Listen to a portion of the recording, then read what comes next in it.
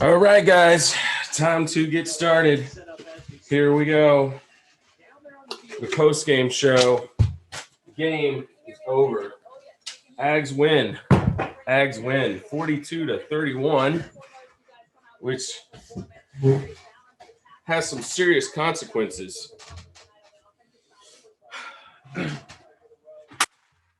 It did have some consequences. You're absolutely right. And, I'm sitting here at 42-17 thinking, boy, what could Texags possibly find to melt down about? And I found a few people complaining about nothing, complaining about the material we have on our sidelines. And then that garbage happened. So I'm personally melting down over having to wear this. That's right. Yeah. That's right. Let's see, because I predicted a 10-point win tonight. I thought it might be a little bit of a struggle, a lower scoring game. Yeah. We got the points. But you had predicted 17 points. 17-point win. 34-17. Yeah, 34-17 was looking really good for a while. It was looking great. And then, man, Arkansas just kind of kept playing. Yep. And we didn't. Yeah. And so you are in the shirt of shame. I'm in the shirt of shame. The McConaughey special. Sorry about that, buddy.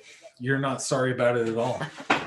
I wasn't worried for a while. Any of you out there watching, which nobody's watching, so let's nobody's watching. That. But just hanging out together. If anybody watching is familiar with our car channel, you know that you have yet to have to wear the shirt of shame. That's right. I'm undefeated. And that garbage touchdown. I thought I was home free. Brian's finally going to wear the shirt of shame, and that garbage touchdown has put me in this for the evening. And I'm mad about it. So, hey, and I'll tell you who else is mad about it. And that's Jimbo Fisher. I don't think you were in the room, but the sideline mic caught him chewing those guys out about not finishing off the Razorbacks. And he's right. He's absolutely right. Yep, absolutely. And the SEC studio guys, you can hear them in the background. We've still got the studio show up now, the post game. They're talking about A&M. And you know what? Overall, though, they're going to have a lot of good things to say about it. Yeah. And, more than anything, we won the game, kind of won it comfortably. And that means victory scotch. Victory scotch. So cheers to another victory. 42-31 over the Pigs for the 9th victory in a row. 9? 9. Wow. Yeah. That's incredible, man. It is. I think that fact alone is what probably had us nervous going into this game. Because it just feels like eventually, especially the way these games have gone, you're going to trip up and stub your toe and lose one of those. And we've come so close. And that's kind of what we've come to expect. We expect the worst going into the Arkansas game. And not only that, we didn't talk about this much in our preview show as far as why people are high on Arkansas, because some people are, lots of people, popular pick to predict Arkansas to upset the Aggies. And the reality is they've got a veteran transfer quarterback that played fairly well tonight. Yep. They've been playing well. They've got a coaching change. And they were clearly bought in, clearly believing, and, maybe a little bit of fool's gold in terms of an unsustainable turnover ratio. But you knew they were going to come in, one, really wanting to win this game, and two, for sure, believing they could win it. Right. And we talked about needing to generate your own momentum. Yeah. And I think Kellen Mond really delivered today. He did. He played an absolutely phenomenal football game, and achieved some milestones tonight. We can talk about that later. A little shaky on the first drive. Yes. But that's what we're gonna get. Yeah. We know that by now. We came out, big run on first down, had another run, dropped for a loss. I think Spiller actually got backed up a little bit, and then 2 straight passes. Quick passes, the first read into traffic. Wiedermeyer, somebody was all over him on the second down play. And then on third down, I can't remember who it was. It was back to Wiedermeyer again. It's right over the middle. I was watching on my phone while my kid was trick-or-treating, so Okay. Yeah. didn't really get those first 2 or 3 drives Right. in real detail, so you'll have to tell me. But, yeah, it was kind of what we were used to. Maybe we saw a couple of times Mhm. against Mississippi State, really in Vanderbilt, going back to that game. But man, after that, really started getting down the field a little bit. And like you said, if you had a little bit of BAS going after Arkansas scored that first touchdown, and you're really starting to feel tense, to me, the play of the game has to be the 3rd and 16, 3rd and 17 completion to Weidemeyer when you're up 14-7 and thinking that drive might stall. That throw, 3rd and 17 in traffic, throw into a window like we talked about last night. Massive throw, massive catch from Weidemeyer to keep the drive alive and to go in and get that 2-score lead. You really kept Arkansas at arm's length really for the rest of the game until you really pulled away to get to 42-17. Right. In fact, other than kneeling at halftime, 6 straight possessions, 6 touchdowns. Yeah. That's incredible. It was pretty impressive. Yeah. It's just incredibly efficient, right? So that's what we saw against Florida. Yeah. We saw a very efficient Mon. Now we had the deep shots, and we didn't really replicate that tonight. No. Someone on TextX complaining about the lack of deep shots. Okay. Well, we didn't really take. We had a couple of 25, 30-yard right down the middle, down the seam to the tight ends. Enough to scare them. It's not like we weren't trying to go over the top. No. But some of that is what they were doing, man. They were determined to stay back, and their safeties did stay back. We got them on the wheel. I love to see that. I think in this offense, guys like Anais and Achain have got to eat teams alive at least once or twice a game on that wheel route. They're the perfect skill set to do that. With the way the running game works, a couple times a game for sure, you're going to get them matched up on a linebacker, and they're going to win every time. And so it was really nice to see one execute that and then get a great touchdown off of it. Yeah. So let's talk about Anais Smith, because that dude, that was maybe his best all-around football game that he's played for us right now. We're just saying a lot because the dude's been balling. He has been, but he had some moves. The touchdown run, he had about a 15-yard, I think it's about 10-yard touchdown run where weaving straight up the middle, breaking dudes' ankles. And then, they called him down at the 1. Yeah. Right? Yeah. But he knew he had a touchdown. He knew it. Yeah. The fight inside the 2-yard line from a guy that size. He's incredible. He is incredible. And then, also just the nice little tightrope down the right sideline on the really well executed play action pass. Because if you go back and watch that play, Green pulls like they're running to the right. Wiedemeyer has a nasty block, and then Spiller picks up a guy coming around Mon's backside and keeps the pocket clean just long enough for Smith to get between the corner and the safety, and he hits him on that perfect sideline route, and he did the rest. It was awesome. It was beautiful. He had a fantastic game. A lot of dudes on offense had really good games. There were some really weird penalty calls tonight, which this was a really bad night for that crew. Yeah. Really bad. Really bad. We had some just garbage holding calls that we overcame. 2 on one drive, and we still overcame. Yeah. And we scored. Where they tried to get Green on the interior as he's pushing a guy out to the left. That was no. That was Dan Moore on the one on the edge. The interior one is the one that was on Green. Yes, you're right. They called Moore. To the right. Yes, they called Moore. They got him as he was pushing a guy out. Yeah. Certainly didn't look like anything we don't see on every single play in this conference every single week. I didn't see a fistful of jersey, but they called it. Sure. And then the Green one. That was totally phantom. It was unbelievable, right? Even the announcers that, rightly called it out and said, I don't know what they're seeing there. And then we had a call later on in the game on defense. I think it was Antonio Johnson. Yes. where they called him Before for he got pass ejected, interference. we'll get to that later. Yeah, they called him for pass interference and a face mask. Only on replay was the Arkansas receiver that had hold of the face mask. And there was no pass interference. No pass interference. Yeah. So awful to watch. Big miss. Yeah. And then the targeting penalty, which is incredible. And if the SEC doesn't overturn that and allow him to play next week in the first half, that would be criminal, because I don't know what a guy is supposed to do. He didn't go high. He actually went low, led with his shoulder, kept the crown of his helmet up, and the receiver came down into his contact. So the fact that they upheld that was ridiculous. But all that being said, still won the football game, won it comfortably. Very comfortably. Yeah. I'm annoyed that they were kicking a onside kick at the end. But with 36 seconds left, let's be honest, it was more than over at that point. That's right. All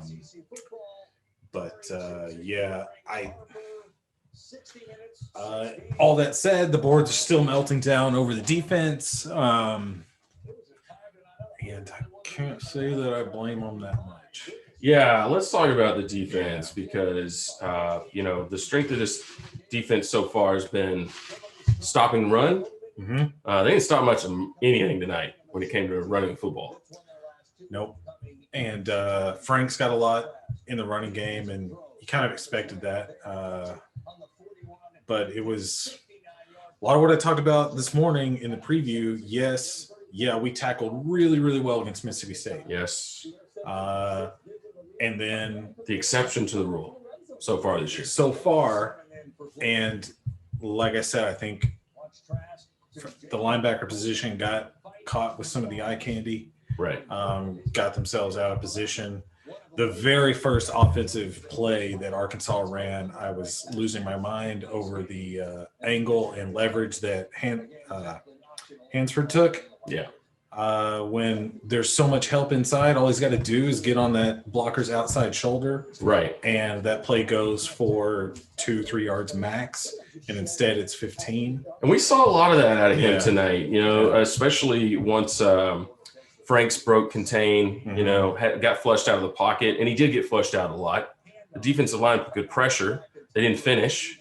But the linebackers weren't that much better once he got out of there. And, Hansford overplayed the angle several times. So obviously you'd like to see that cleaned up. The other thing that we saw, again, proving that Mississippi State was maybe the exception to the rule, is that the pass rush is still not quite fast enough. And it's too hard to get to the quarterback. Yeah. Exposing the secondary a little bit, and then you would think, okay, you've got big guys that maybe aren't super fast trying to converge on the quarterback. At least then maybe they would have containment. Yeah. Because they're not getting home because they're staying in their lane, super disciplined. But that's not the case either. That wasn't the case. No. But it was interesting. Our most effective pass rush tonight came from Tyree Johnson. He was good. Yeah, he was really good. Yeah, and he finished, right? Like that dude can tackle when he gets out there. So that was good to see. But beyond that, I think the biggest takeaway from the defensive effort was that Felipe Franks just isn't good enough to make you pay too often. No. Now they did. They tried to take the top off several times tonight. He was throwing the ball deep and trying to, our guys they played okay. They played okay down. They didn't give up a lot of big plays. They did what they had to do to keep those plays from happening. They took the penalty in a couple of cases, but that just tells you how important it is to do that every once in a while. We saw it against Florida. When we do it, stretch the defense, sometimes you get a big play, sometimes you get a penalty. Yeah. Right. So, would still like to see that. Yeah. Still missing a little bit. Or a guy like Weidemeyer just kills you over the middle. Yes. Which he did tonight. He did. Boy. Best all-around tight end in the SEC. Man, I laughed really hard because one of the guys, when they did a cutaway to the studio, mentioned Wiedermeyer. No, they mentioned Spiller. They said maybe one of the top running backs in the SEC. I'm like, you could argue that he's in the discussion for being one of the best in the SEC.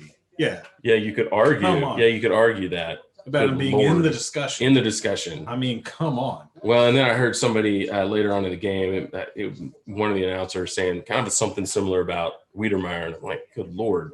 Dude, that dude keeps playing like that. He's his first-round draft pick. Yeah. You know, he looked fantastic tonight. His blocking in the run game, and the reason we know his blocking was so good is because there was one play where Smith got on the edge and he whiffed. Yeah. And you're going, oh my God, he actually missed a block. He actually missed one. Yeah, because he was, a lot of those cutback running plays, start left, Spiller takes the handoff. He's really cutting off the right tackle on the backside, and Spiller was just cleaning up over there. And nobody was touching Spiller for 5, 6, 7 yards. He was doing a great job. And when it wasn't a massive hole, Spiller – I saw someone tweet it in the middle of the game. I mean, in a crowd, yes, elite vision. Yes. Like, I have not seen anything like that in a long time from an A&M running back. He's just good. He's just good and efficient. He's that guy. It's that kind of the Emmitt Smith quality of, if you block 5 yards, I'm going to get it. Right. And then occasionally I'll get more. But whatever's there, I'm going to get it. God, that's fun to watch. You talked earlier about Arkansas and what they've done so far this year. Winning a couple of games, probably should have won a couple more. Being very opportunistic on defense, and you kind of heard people talk about that all week on TexAgs and on Gabe's show and on LuchiCast about, and if you really limit turnovers, you can take away what they do best. They're a pretty mediocre defense.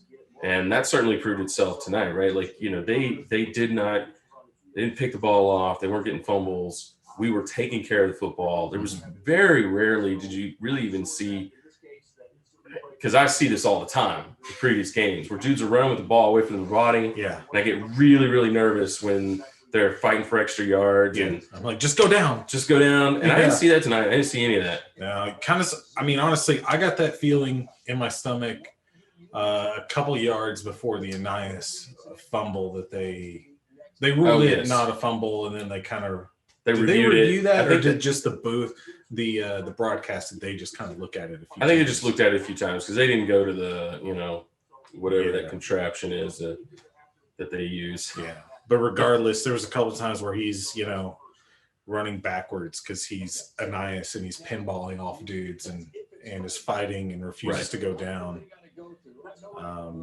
So these guys on the TV, they're talking about the Florida game and the big brawl that happened. I didn't see it. Yeah, there was a big brawl at midfield and 3 players ejected, and but I think they're burying the lead a little bit because Dan Mullen coming off the field didn't have his mask on. Oh. For the halftime, or it was either the halftime or the final game. Now they're showing the hit on Trask. Okay, I can see why that started a brawl. Ooh, Mullen was really upset. Yeah, he was. And that's when the fight started. So what's going to happen? Man, Mullen. Mullen getting hot under the collar. Mullen's going to get a fine. Big time. I think that's what they got this big bald-headed dude on the TV talking about right now. If he's going to get a fine. Oh, wow. Yeah, because he instigated that. That's his fault. Where was this rules official? Yeah, we needed him all night. When Antonio Johnson was getting 2 bogus penalties in one play. I don't know. The only thing I could think on that play is, was there some sort of hand fighting at the line of scrimmage where Antonio Johnson pulled the face mask at the end and that's what got called? I don't think so. Because the flag came so late in the play. It came way downfield, and it came immediately. And I think from that 2 directions. Yeah, exactly. And I think they just saw face mask grabbed and threw the penalty. Through the flag. Because why would the receiver be grabbing face mask? That never happens. The funny thing, so we got the pass interference penalty too, and on the replay we're like, where's the pass interference? And I'll tell you why they thought it was pass interference, because the receiver slowed himself down because he was tethered to Antonio Johnson's face mask. Yeah. So he was holding himself back. Yeah. Yeah, it was the weirdest. Yeah, it was a little bizarre. Yeah. Well, so I do think we need to take a look at the forums, see what the heck people are ranting about. Because, like you said, this is the meltdown, and it doesn't matter if you win by 20 or win by 3 or lose the game. You know, folks are going to find something to complain about. Well, for sure, all the degenerate gamblers are probably ticked about the backdoor cover there at the end. Defense not up to par tonight. No. Wow. Oh, we've got a Leon O'Neal question. Let's open that one up and see what happens there. No dumb penalties by Leon O'Neal. This is actually a great question. Okay. I'm going to appreciate this question. This is from Big Tuppy. Okay. Is it possible for him to make a tackle without flexing on top of a guy? Random player gets a 25-yard gain. If O'Neal makes a tackle, he celebrates like he scored a touchdown. Can we just move on to the next play? Jesus. I don't know why you got to bring Jesus into it. Yeah. You know, Jesus, would That's Jesus flex? Jesus plays. Jesus is not going to flex on a dude. No. Okay? Only on Satan. He flex on Satan. Sure. Yes. Yes. Get away. But only on third down. Okay. Yeah. You'll get that in a minute. Okay. Yeah. This does drive me nuts about Leon. In fact, basically one of the last plays of the game tonight, onside kick. On the onside kick, we recover. Away from the ball, on the other side of the field. He comes running across the field to get in some dude's face who had the audacity to play football. Yeah, play some football on that onside kick. You know, we love you, Leon, but you need to make some more plays. You know, flex on dudes like that. Yeah, a lot more plays. And plays make more plays closer to the line of scrimmage when you're flexing, not 25 yards down the field, and not. How many dumb penalties have you got, and you're still you're still walking the tightrope? He's lucky he didn't get more tonight. Yeah, I think so. Yeah. I like this one. I know this is a stupid one, but what the hell do we have about 5 yards out of bounds that everyone keeps slipping on? Oh, man. I don't know. I see it everywhere. It's not just us. Yeah. Oh, here's a maybe not give Jimbo $75 million. Spend some money on the sidelines. I don't know what the hell, people. All right, here we go. A&M fourth quarter play calling. All right, by MJ Schiller. One word. It's just a one-word post. Atrocious. Okay. Now, well, I seem to remember you complaining about this. No, I did not complain about the play calling at all. Okay. Just the play calling philosophy. Maybe. No, not even the play calling philosophy. Okay. Just the fact that you could tell we kind of stopped playing the football game. Right? Okay. No, it's level of effort, intensity, right? All of a sudden we're running the same plays and dudes are, it was sloppy. I think my comment stands. No, I don't think so at all. You're wrong. Had some penalties, had some things that just, killing drives left and right. Well, okay. A request for the second glass of victory scotch. Thank you. Wow. Man, pace yourself. We might be here a while. I don't know. Who's driving me home? Can one of your kids give me a ride home?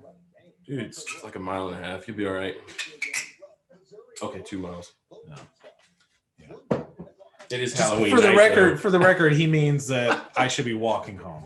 Yes. The 2 miles, not that, I can drive 2 miles. No, you should just walk the 2 miles on Halloween night with a bunch of idiot teenagers running around in costumes. High on sugar and who knows what else. Dressed as Joe Exotic and Carol Baskin, smashing pumpkins and throwing them at you. Yeah, I think you should definitely do this. Yeah. We might have to live feed that. We've had enough technical issues that, Speaking of, I'm going to consult the Boracle and make sure that... make sure everything's functioning correctly. It's functioning. Yeah, because we know he's watching. He's got to be watching. And while you do that, here's another post. Kellen Mond. I know some of you hate to admit it, but open up the thread, and this is from poster Why Am I Here? It says he is looking like a real leader out there tonight. Okay, 114 likes, stars. 114. Okay. Number one, yes, he was. Absolutely. Yeah. Number two, why would we hate to admit that? Yeah. We've been begging for it. We've been begging for it. And it's like you posted this week after Billy in the Ask Lucci segment said, it's like everyone's forgetting the good games that Kellen Mond has. And you said, no, Billy, the problem is we remember all of the good games We remember the good Mond ones. has had. We know that good Kellen is out there.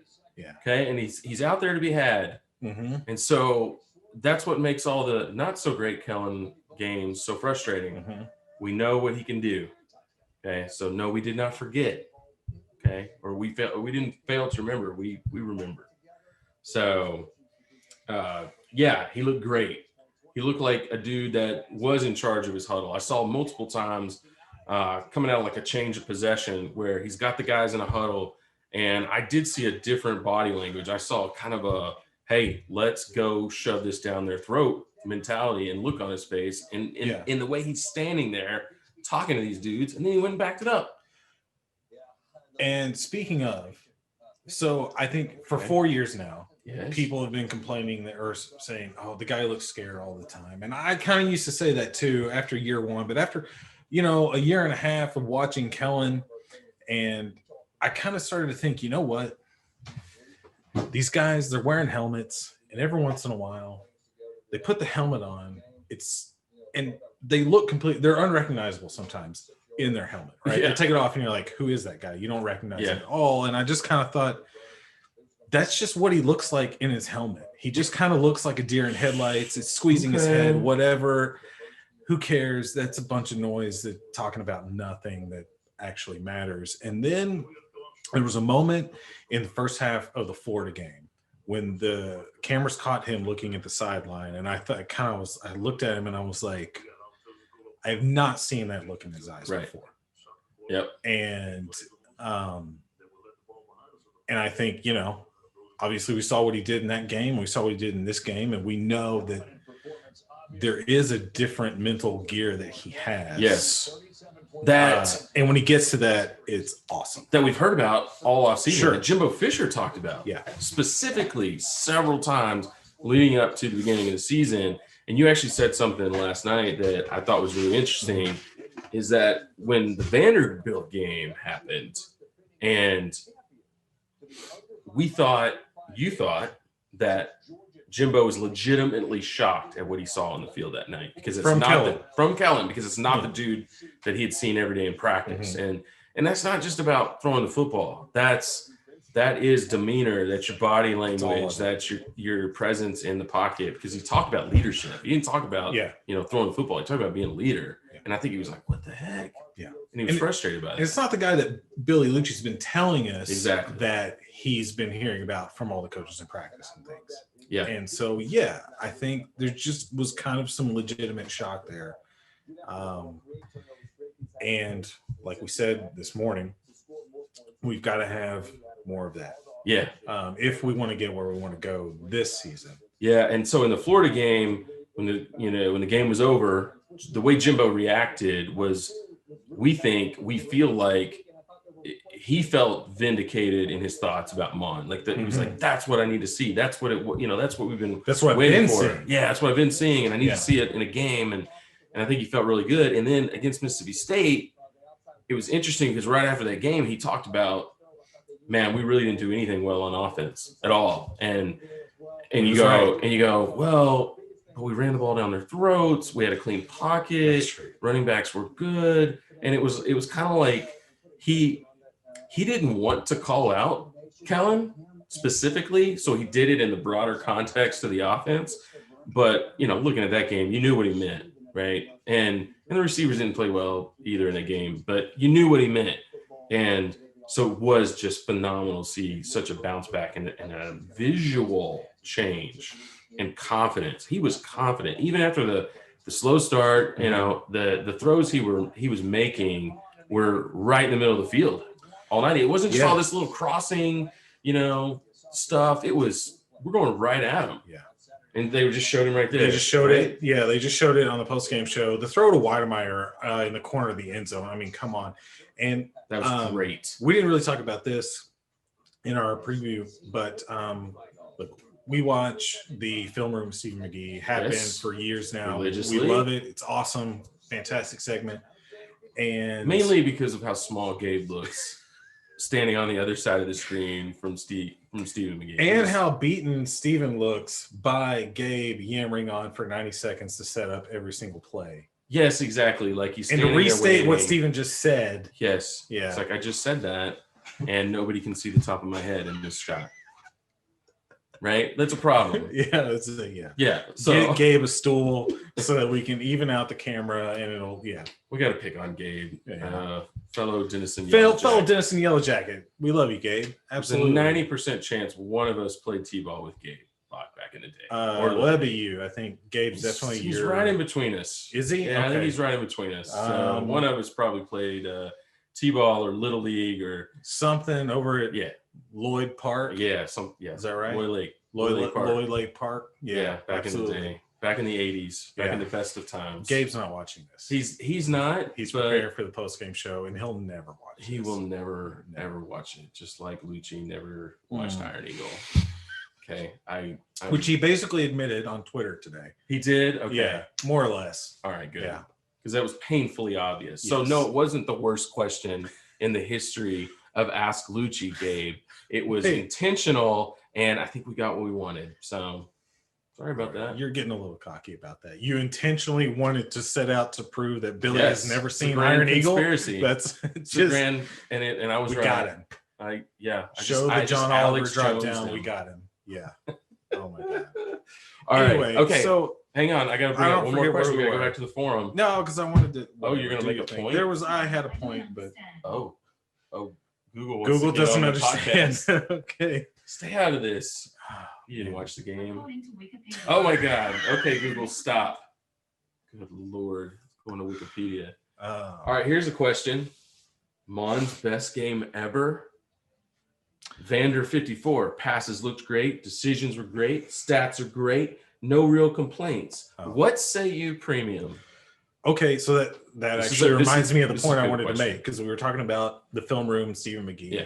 And outside of the first really 2 seasons with Mond, what have we heard from Stephen most of the time when it comes to the failures? If we're talking about the bad plays that he's diagnosing, it's not really bad reads as much as it's kind of the speed of the decision making. The ball's got to come out faster. Yeah. Yes. And I would go even so. Okay, let's talk about that. Let's talk about that first, because I think there's another element to decision making. Because it's the speed of the ball coming out, but it's also the willingness to just let it go. Yes. On a play like the one to Weidemeyer in the corner, right? You've got the matchup. The linebacker, he's not like open, but he's NFL open. You've got a linebacker with his back turned. You've got a massive dude. Put it up high. Trust your guy, and 85 went and got it. The speed in the option on the running game. Yes. Like, you've got to commit to the linebacker, force him to make a decision, and then pitch that ball. We saw him really miss a golden opportunity to pitch to Spiller early in the game. Well, and so here's where I still was a little concerned. So there was a designed keeper for Mon, and he took off, and he had a really good run. And they come right back to the option, and you could tell he was now of the mentality, I'm going to run, okay, because the defense committed to him on the outside. Spiller had nothing but green grass in front of him, and Mon kept it anyway. And Spiller just immediately has his hand up like, give me the ball.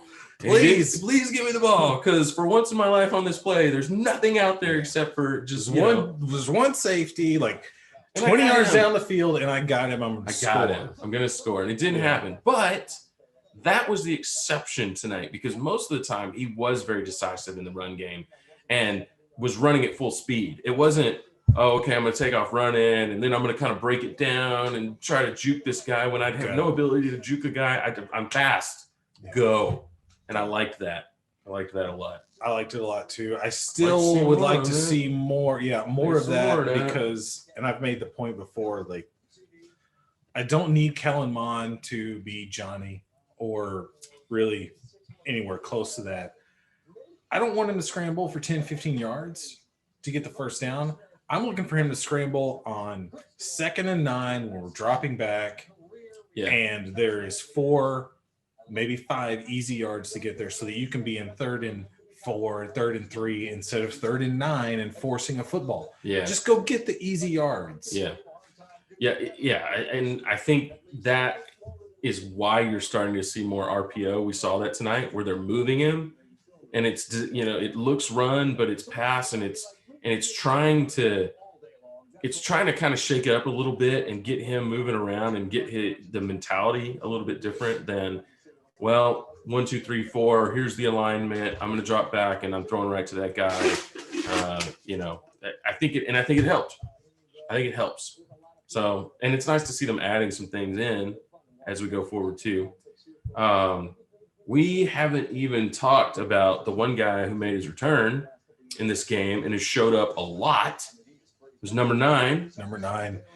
Yeah. Hezekiah Jones. You made the point in our preview that Kellen talked about him all summer. Mm-hmm. It's very clear that Kellen's very comfortable with him, went to him early and often. And, for better or for worse, we're complaining about not seeing Demas or really anybody. Jalen Preston, you've brought up, has disappeared. Getting more targets. And I didn't even see him out there tonight. No, I didn't either.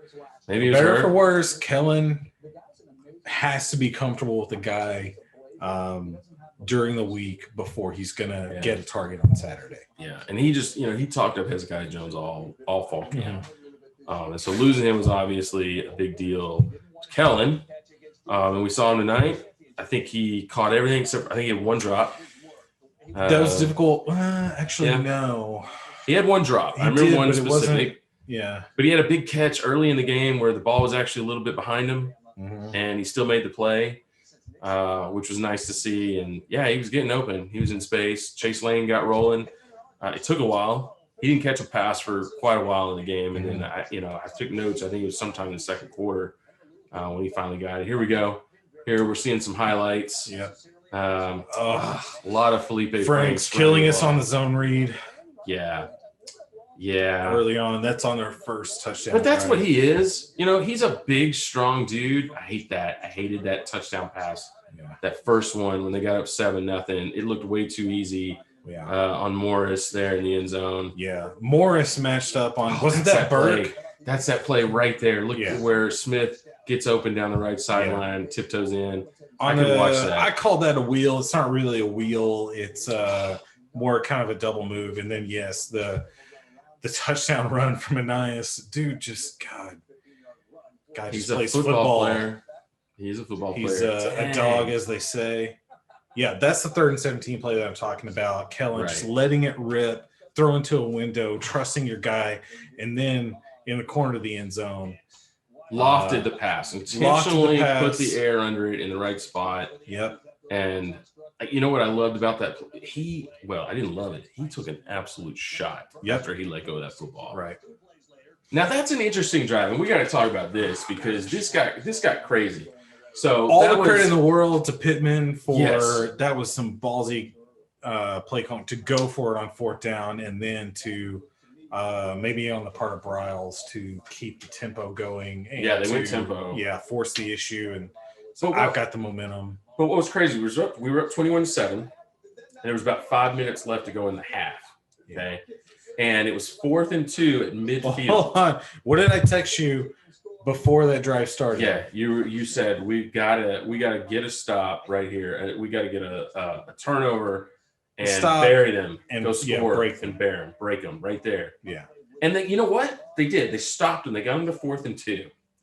And then I'm gonna give you're Arkansas, and I thought this was I did because here's the deal. A lot of coaches would have said it's 21-7. I'm 2 scores out. There's 5 minutes. I'm at midfield. I can pin them deep, and if I can keep them from scoring, I get the ball to start the second half, right? They could have been conservative. And Pittman was like, no, I got to go. And it's 4th and 2 at midfield.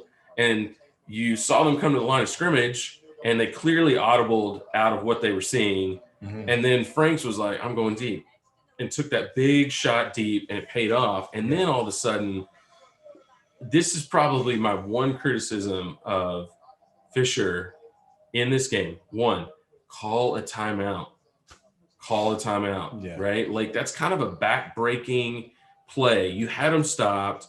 They hit you for a big play. Now they're down close. Let's regroup. And they went tempo. Yeah. Which Don't means let them beat you with definitely tempo. call the timeout. Yeah. Don't let them run down there and do that. Yeah. And you can tell we were totally not prepared for it. Right. Just not mentally, not ready. Probably didn't have the right personnel on the field, for what we would have liked to have done. Yeah. And that was one of those plays where it happened and they scored. And I'm like, man, that's how you get beat by a team that has no business beating you, because they do come out in the second half with the football. And, very easily could have made this a game that it had no business being. Right. So, credit to the team for overcoming that for sure. But that was one of those things where, we always joke about Jimbo using his timeouts the wrong way. Yeah. And we had no dumb timeouts on offense. But man, we went into halftime with our timeouts in our pocket. Maybe he was sitting there thinking, well, I need them because I'm going to get the ball back. But we did get the ball back. And, he kneeled on 30 seconds. Yeah. So. Oh, I could watch that catch by Weidemeyer in the corner over and over. It's beautiful. Let's listen to this. I'm going to turn it up. Okay. We got listen to Gene. Gene Chiswick. Hey, guys. They'll put them both in the backfield, and then Spiller will become the blocking fullback. Yeah. That's how tough this dude Yeah. is. This guy will run downhill. He runs for tough physical yards after contact. Spiller and a nice in the Smith, same you put him backfield. anywhere. You want to be a wideout? It's dealer's choice. You want to be a wideout? Be a wideout. Oh, you want to be a running back? Be a running back. He does it all. And every time he touches the ball, he's extremely explosive. But like you said, CD, the key is the dude throwing the ball. And he was excellent today. He was on scrambles and runs and out of the pocket. He was accurate. In the pocket, he was accurate. In the red zone, accurate. Third downs, perfect. Yeah. Today was a very impressive offensive performance. They hit the road next week to A&M. They go to South Carolina. We keep saying, I think several people on the board have said, I think it's right. Anaya Smith is our best football player. How do you do that? How do you – his role in the offense right now is basically whatever you want me to do. You split me out, I'm going to be awesome at it. You hand me the ball in the backfield, I'm going to be great at it. That is so rare. The guy is just a pure football player. That is so hard to do. Yeah. People, I think, are really going to miss that, take it for granted while he's here. How hard it is to be good at this level at both of those positions. And pretty to much function effectively in an offense, which is, supposedly very complicated. Yeah. Option routes and all that. And then Jimbo's got to trust you to pick up blitzes and pass block if you're in the backfield. Yeah, boy, I love that guy. Love it. Yeah. Love watching him play. And on that note, so yes, we won a football game today, but we won in a few other places too. We won on the recruiting trail, 2 big pickups. And the reason I bring that up because oh man, the kid out of Miami, the running back. Yeah. Let's see what we got. Amari Daniels is somebody who Billy and Broninger and a couple other guys have kind of compared to an Anaya Smith. That type of athlete who can catch the ball and run the ball with a little bit more juice. They describe him with some juice. If there's more juice than Anaya Smith, I don't think so. I'll believe it when I see it, right? Because look, I mean, all these guys are phenomenal, but there's some dudes that when they step on the field, they mean it. They mean it every time they touch the ball, and that's Anais is special. But hey, look, big recruiting win. Those dudes have some big time offers, and again, going into South Florida, picking up some commits is big. Love to see it. 2 4-star guys out of South Florida on the same day. Yeah, Jimbo Fisher, everybody. Absolutely. And let's not leave Buzz out of this because Buzz picked up a big recruiting win today too out of the Houston area. Ashton Smith, 6'9" power forward. You're talking to some original Reed Rowdies here from back in the day. No. Let's Reed Rowdy by let's be let's be clear about we're talking to right now, sitting over here, the godfather of the Reed Rowdies. So I don't refer to myself that way. No, but you can. But everybody should. And anyway, so yeah, I'm original Reed Rowdy by default. Yeah, he's my brother. Yeah, but he's in the club. Yeah, absolutely. But yeah, so where this podcast is going to go in the future, we should say that's a good point. You know, yeah, there's going to be some good basketball discussion down the road. Because this guy's dialed in. I don't really start paying attention until after the first of the year. Except with Buzz coming back, you've been pretty dialed in. That's true. Because you know what that guy's all about. Yeah. He's the closest thing to Billy Gillespie from a coaching standpoint and from a style standpoint. Absolutely. But he brings things that Billy just never had either. Yeah. Exactly. So we are stupid excited for basketball. It's a shame we didn't get any postseason last spring. We didn't. But holy cow! To be, by all accounts, on the bubble, we weren't going to make the tournament, but we really should have. We deserved it over Arkansas. Slow start. The opponent we beat today. Yeah, the slow start killed us, but anyway, I think that's enough about basketball. But yes, thank you, Buzz. Keep it going, man. Today, keep it rolling. We know you got your Jews working hard. Yeah. God, what a good time to be an A&M fan. Just because, you know, the coaches we have on campus they're elite. You know, Jimbo's elite, and man, what a you know, a lot of noise about Jimbo that. You know, we overpaid. We haven't got a return on our investment. They always bring up the salary. You're starting to hear less and less of that, aren't you? Starting to. Yeah. But there's a few idiots out there who keep wanting to talk about it. But what you're starting to see is other members of the media go, no, looks like it was a pretty good idea. Yep. Right. Especially when you start thinking about what's going on elsewhere and the amount of money that some schools are paying in buyouts. Multiple buyouts on top of buyouts. And you know, I think we'll probably spend a lot of time on this as the season progresses. Sure. But you know, I've tweeted out several times in the last couple of weeks, when you factor in the buyouts to get a guy on campus and then to fire him, if they actually spent $30 million on 3 seasons of Charlie Strong in Austin. Yeah. $30 million, and that's not including Mac Brown's buyout, right? I'm only counting what did we spend on this guy over his tenure. $30 million for 3 years of Charlie Strong, $10 million a year. And if they fire Tom Herman this year, it's going to be over $40 million for 4 seasons of Tom Herman. Again, minimum $10 million a year. And the school we played today. This one actually cracked me up because it's just crazy to think about. They paid Chad Morris $3.5 million a year and over $10 million in buyout, $17 million for 2 seasons of Aggie Chad. Yeah. $8.5 million a year. So yes, I am sick of hearing of $7.5 million a year for Jimbo.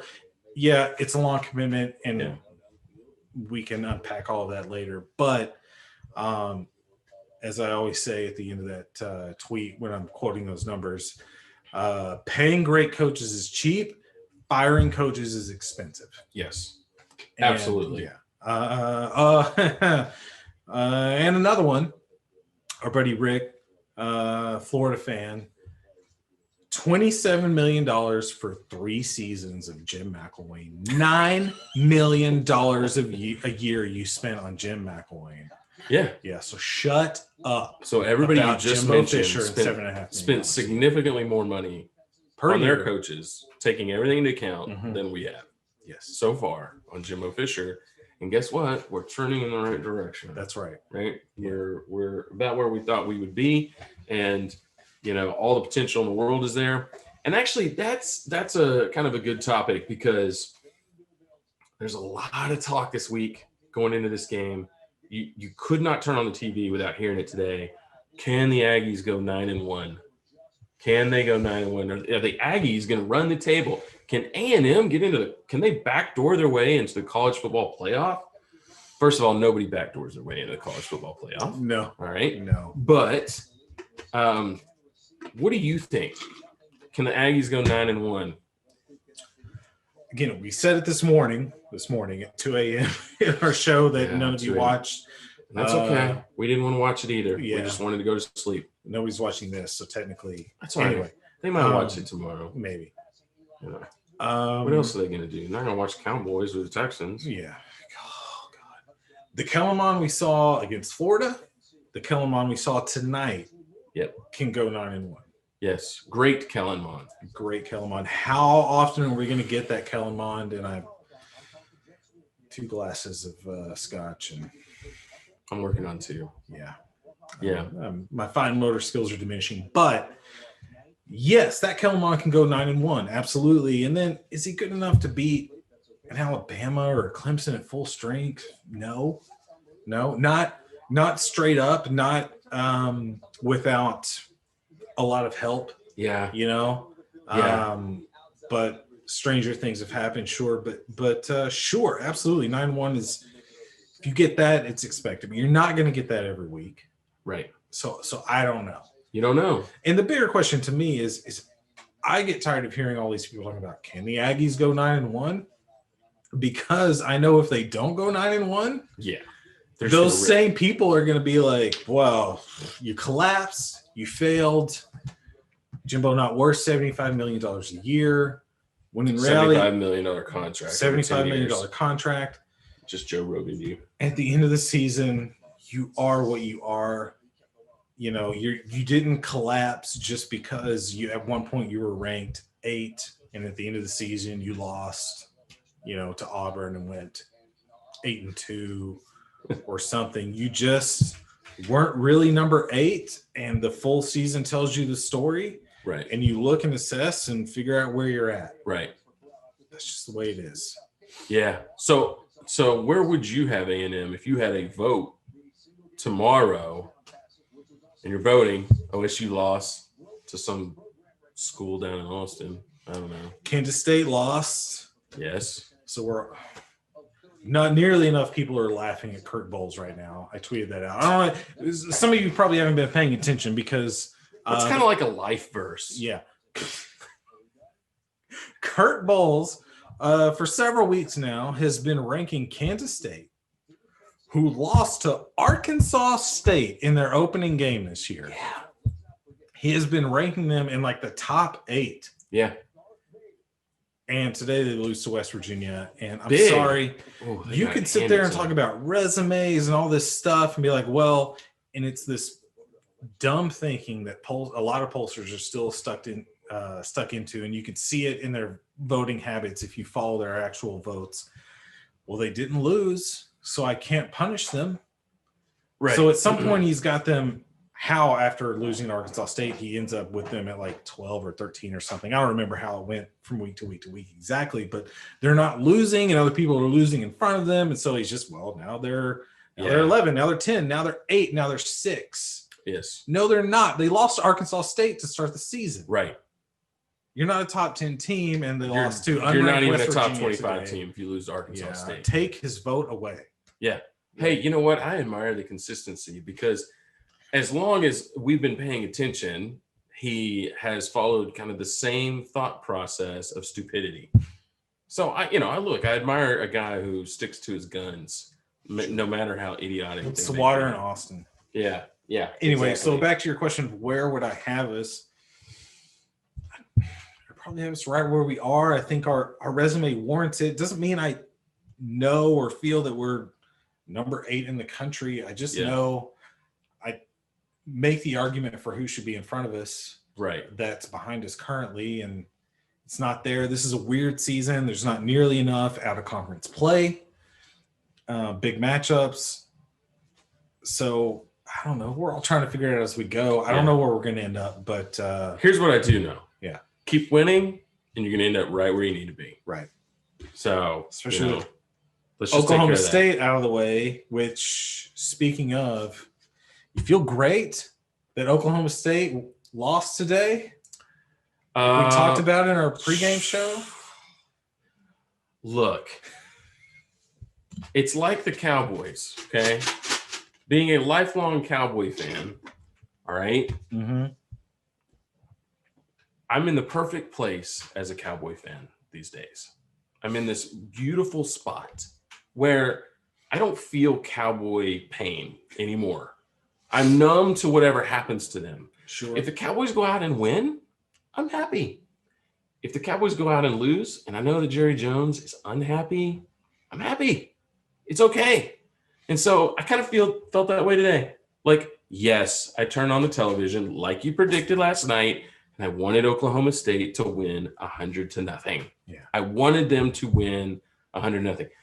Now, when Oklahoma State committed 4 turnovers, really 5 when you consider the punt late in the game that they got the roughing the kicker call on, which was ridiculous play by Oklahoma State. I count that as a turnover because they probably would have ended up winning this football game. Okay, so basically 5 giant mistakes, huge mistakes. Right. Sam Ellinger throws for like 100 yards in the game. They do everything they can to try to take advantage of those mistakes, and all they do is get into overtime. Okay, now they do win, but they just took the Big 12 completely out of the playoff. Which is always great. Which is always great. We knew it was going to happen eventually. For it to happen before November 1st is beautiful. Okay? So, am I happy? I'm always happy when something like this happens because I know looking at that slate, look, we talked about it. We talked about it in the wee hours of the morning. Okay? They are a dumpster fire. Mm-hmm. And it really doesn't matter what they do from here on out. They're going to continue to be a dumpster fire, right? So, if some other things catch on fire in the process, sure, so be it. So be it. I'm in a good place. Doesn't bother me. Yeah. I have to clear something up as well because for the 3s and 4s of you that are watching right now, 3. Some of you, switch. Can we get to this beautiful bottle from India, or are you not ready for that? For the en route? I'm ready for it. Although, God, that's pretty high. I could use a couple of drops of water, but you know what? Whatever. I'll take care of that while you go on this next rant. Okay. This is so this for the packs a punch. 3 or 4 of you that are watching, that also 3 or 4 of you may have watched our pregame show. We talked about the fact that I root for Texas to lose every game in every sport from now to the end of time, and all the discussion on Texags or whatever about, boy, should we root for Texas this week is stupid. No, you shouldn't root for Texas, but I need to make the point that obviously, if there was some scenario where A&M was sitting on the cusp of making the playoff, and it's later in the season, we need Oklahoma State to be knocked off to keep them from the playoffs so that A&M can have that 4th spot. And Texas is the only team left that can do it. Yes, I will root for Texas. I'll even turn on the TV and cheer for Sam Ellinger to make that game-winning touchdown pass, whatever. But it's way too early in the season. We're not even in November. There's still Oklahoma, Kansas State. Oklahoma, they already beat Iowa State, right? There are plenty of opportunities. No. Oklahoma Texas? State? No, Oklahoma State. Oh, okay. They beat Sorry. Iowa State already. Yes. So I'm talking about who could still, if Oklahoma State had won today, knock them off. I think there are still plenty of opportunities. I think it's going to happen. I think they're going to lose at least one more game. I always thought that they were a fraudulent top 10 team, and they were not going to go undefeated and win out and get into the playoff. I do not think at all that we needed Texas to beat them. I agree. In order to keep them out of the playoff or to help A&M. So no, but if there was some where I was certain that Texas winning was going to put A&M in the playoff, of course I would root for Texas. But in the meantime, that's never actually going to happen. That you would root for Texas. You would just prefer that Texas scored more points than the opponent you were playing. You don't have to root for them. Their opponent ran out of time. Is that the most bullshit Aggie thing? No, that's not what I said. That's what you just said. I didn't No, say that. I'm saying the run out of time trope. Whatever. Glad we didn't name the channel that. Good Lord, I was this close. Such strong opinions. Why is Dan Mullen wearing a Darth Vader helmet on our post-game television show dressed as Darth Vader? What a nut job. Do you think that they're... Wow. No, they don't care. My God. This takes me straight to India. Like, that is India in a bottle.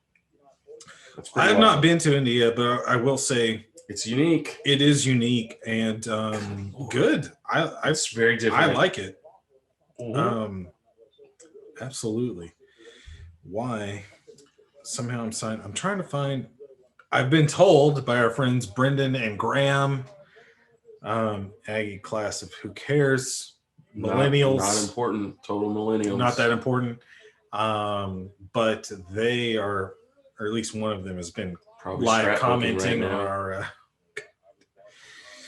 scrapbooking or picking up some dog's poop. In the case of Brendan, right now he's picking up dog poop right now. I know what you're doing. Yeah.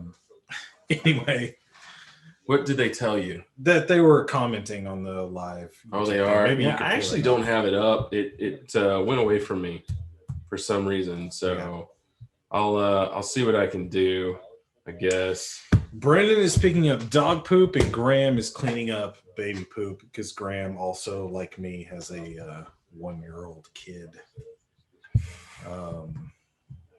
Yeah. Anyway. So yeah, Texas won. Whatever.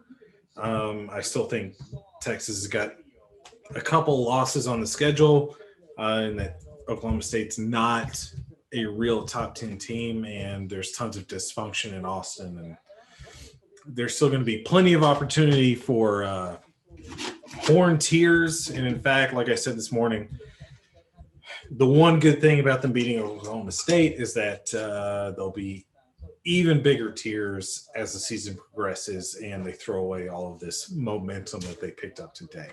So, because let me tell you this, what's his face, the top quarterback in the 2022 class, is that right? That they just lost the commit from a 5-star from kid. South Lake. From South Lake, lifelong Horn fan. That kid is not coming back because you beat Oklahoma State. He's gone.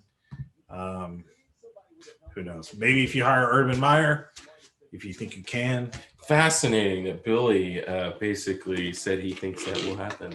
Said that today or last night. He thinks Urban will happen? Yeah, he thinks Urban will happen. And he says he doesn't think it will really matter. Yeah, whatever. It will matter. Yeah. But, man, Urban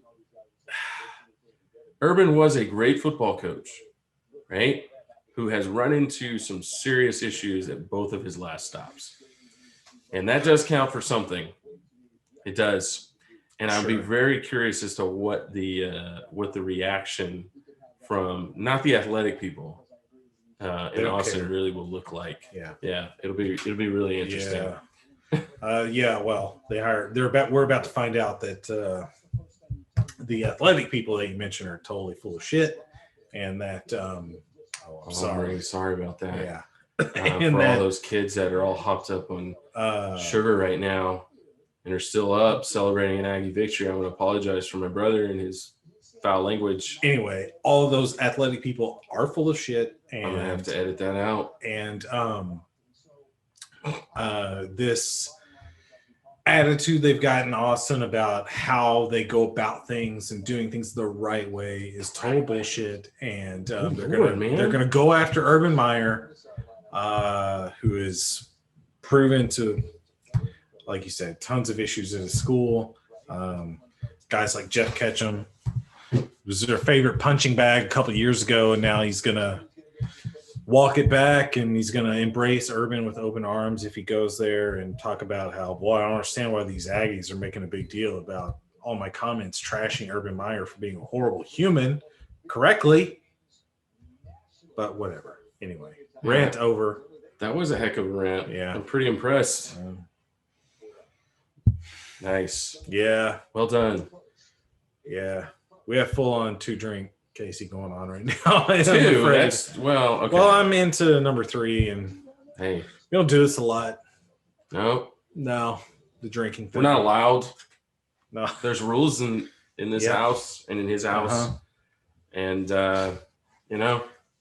Aggie football is kind of the out, right? Like that's a kitchen pass. They'll probably get something thrown at me just for calling it that. But it is what it is. Fortunately, they're asleep right now, so maybe. I think my kids are older. They're watching Poltergeist right now and back there in the bedroom for the first time. God, do you have two teenagers? Two teenagers, dude. Two teenagers. Yeah. I have two under 4. So they really don't care if I work late. I could work 100 hours in a week and they're both fine with that. They just don't care. So, the fact that I have... You better get after it because you got one going off to college and one that's going to be following in a few years, and they're going to need some forerunners, my friend. Oh, my God. So you better start working 100 hours a week. Don't come at me with sorority forerunner talk, because you know as well as I do that that's neither one of them would stoop so low as to settle for a forerunner. That's not true. That's actually not true at all. It's not true at all. The one that's her dream car is a 1996 gray Honda Civic. Yeah, and that's pretty much what you're she okay wants. for a few years, but the other one wants a Bentley. It's right from the day she turned 16. Yeah, but like I said, they don't. They're happy that Dad has hobbies like Aggie football and making really dumb videos. They're okay with that because it means I'm not talking to them. Mm-hmm. They don't want to talk to me. So some of you guys out there know exactly what I mean. Man, looking at the analytics, look at this. I'm checking out YouTube Live. We were up to 6 viewers at the same time. Yeah, well, no. What does that mean? Maybe it's just in that time slot. I don't know. The analytics confuse me. But we do have some comments. Okay. From Brendan Malloy, says that shirt lives in Casey's closet. It does. We commented on this earlier. Casey is wearing over here the McConaughey shirt of shame because the backdoor cover by Arkansas buried his game prediction. I had predicted a 10-point win. You had predicted a 17-point win. And things were looking really good for Casey early on, but trash time touchdowns means he has to wear the shirt tonight. And I am undefeated in the shirt of shame. Yep. Maybe it doesn't live in your closet, but it lives on your body, man. On camera, it's all you for all the world to see. Oh, how does it feel? It feels like you think it would all feel right. No, it doesn't feel all right. Shut all up. right. Don't do it. God damn. Does it? No. Well, just keep living in that shirt. I'm so sorry. I'm really sorry. He's not sorry at all. Okay, second comment, Brendan Malloy. I'm seeing a pattern here. Oh, no, we're going to change it up here in a minute. BAS took me a second. BAS. Yes, the acronym. Oh, he's young. He doesn't know battered Aggie syndrome. He doesn't know battered Aggie syndrome, and he's from an era that doesn't say words like that. Doesn't know the list eater. Right. Yes. Probably never heard of it. No. Never heard of the list eater. Her.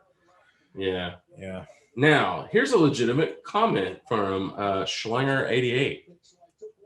Graham. Wiedemeyer was outstanding today. That's a great hot sports take, Graham. I don't, that's an impressive level of analysis. Was shit tonight. What do you think of that, Graham? I think it's clear that you watched film this week and that you were prepared going into the game, and you knew what a bad game from 85 looked like versus a good game, and you were able to very quickly turn around an opinion that Wiedemeyer. We'll talk offline. Great game. We'll talk offline with Graham and find out how Graham is getting the all 22, so that we can get access to it as well, because he clearly knows more than. Yes. I'm sorry, Graham. Oh well, there's a Jorts reference. We've been drinking Jorts. Yeah. Oh, because we talked about Rick, and Brendan knows that Rick is Jorts. Yeah, all Florida fans wear Jorts. Yes. Especially this one. Okay. Gotta be great if he was watching, but there's no chance. There's no chance he's watching. Yeah. Eat donuts, not list. That's the latest comment again from Brendan. It's nice to know we got one listener out there. He's who was that kid from Mississippi State? It kind of became famous, the famous fan. What did he go by? Stingray. Stingray. Brandon's kind of like our Stingray. And he doesn't know that reference either. No. He knows no references. And I kind of like it that way. Yep. Okay, so let's go back to the boards. Okay, because we're having nice scotch and I think we're enjoying this. Absolutely. Okay? This is the best thing we've done and not going to enjoy probably playing for since an we Uber. graduated from A&M. It's kind of the highlight of our Since you lives. graduated from A&M. Yeah. Well, Damn. maybe that'll come up later. But let's be honest. All right, here's a post from Corey Ehrman 92. Okay, Ag verified. Okay, nice. Okay.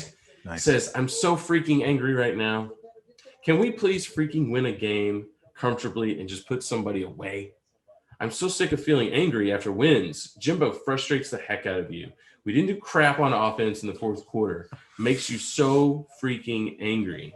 And Okay? that is why this is called the Meltdown Show. Yes, win or lose. Because no, not win or lose. Because the meltdown after a win is always worse than the meltdown after a loss. It's amazing. Well, yes, but that's only because Texags crashes after a loss. You actually can't get into the website until sometime Sunday morning, right? I don't So think that's why we've had a it's worse. crash in many That is not months. true. Okay. That is not true. Okay. Now I do appreciate the first response from Marvin. Okay. Also ag verified. Okay. He's got a ring and something like a pimp cup on it, and it says, I don't know what that means. it just says, okay, feel better soon. Okay. And that has 158 stars. versus 3 for Corey Ehrman 92. So the score is 158-3. I do love the score on the Texags threads. Yes. All goals in life are to get those little Get those stars, stars. man. If you can get some Star stars. ratio. What's the most stars you've ever gotten on a post? I can actually find out for you very soon. Can you just go to like your profile and figure something like that no, out? you can sort by how many stars. How deep do the analytics go for Texags usage? Speaking of Texags, I just need to apologize because, well, who am I apologizing to? Nobody watched the video. Nobody is Nobody watched the watching. video. So last night in our first video, after 6 hours of technical difficulties, we finally went live and we tried to do a live review of the Rudder Tower of Terror Part 2. Okay. And we did. The only problem is that we wanted to simulcast the video along with our commentary. So you would know what we were talking So you about. know what we're talking about.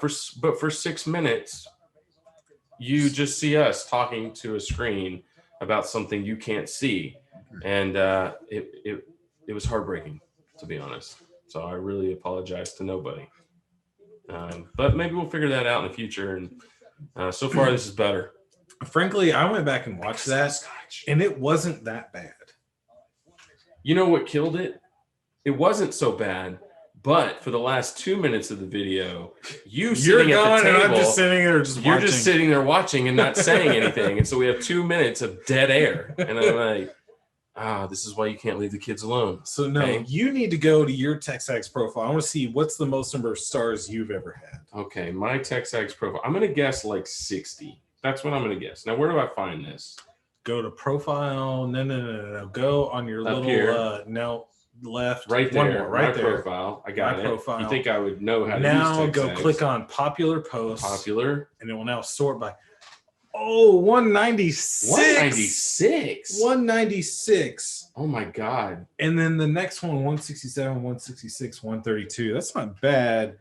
So Hang on. Check this out. Okay. All right. Give me your number. And then I want to go back to this. I'll give you second place for now. Okay. Second place for me is 124, then 124, 116, 104, 96, 94. Nice numbers. Not bad.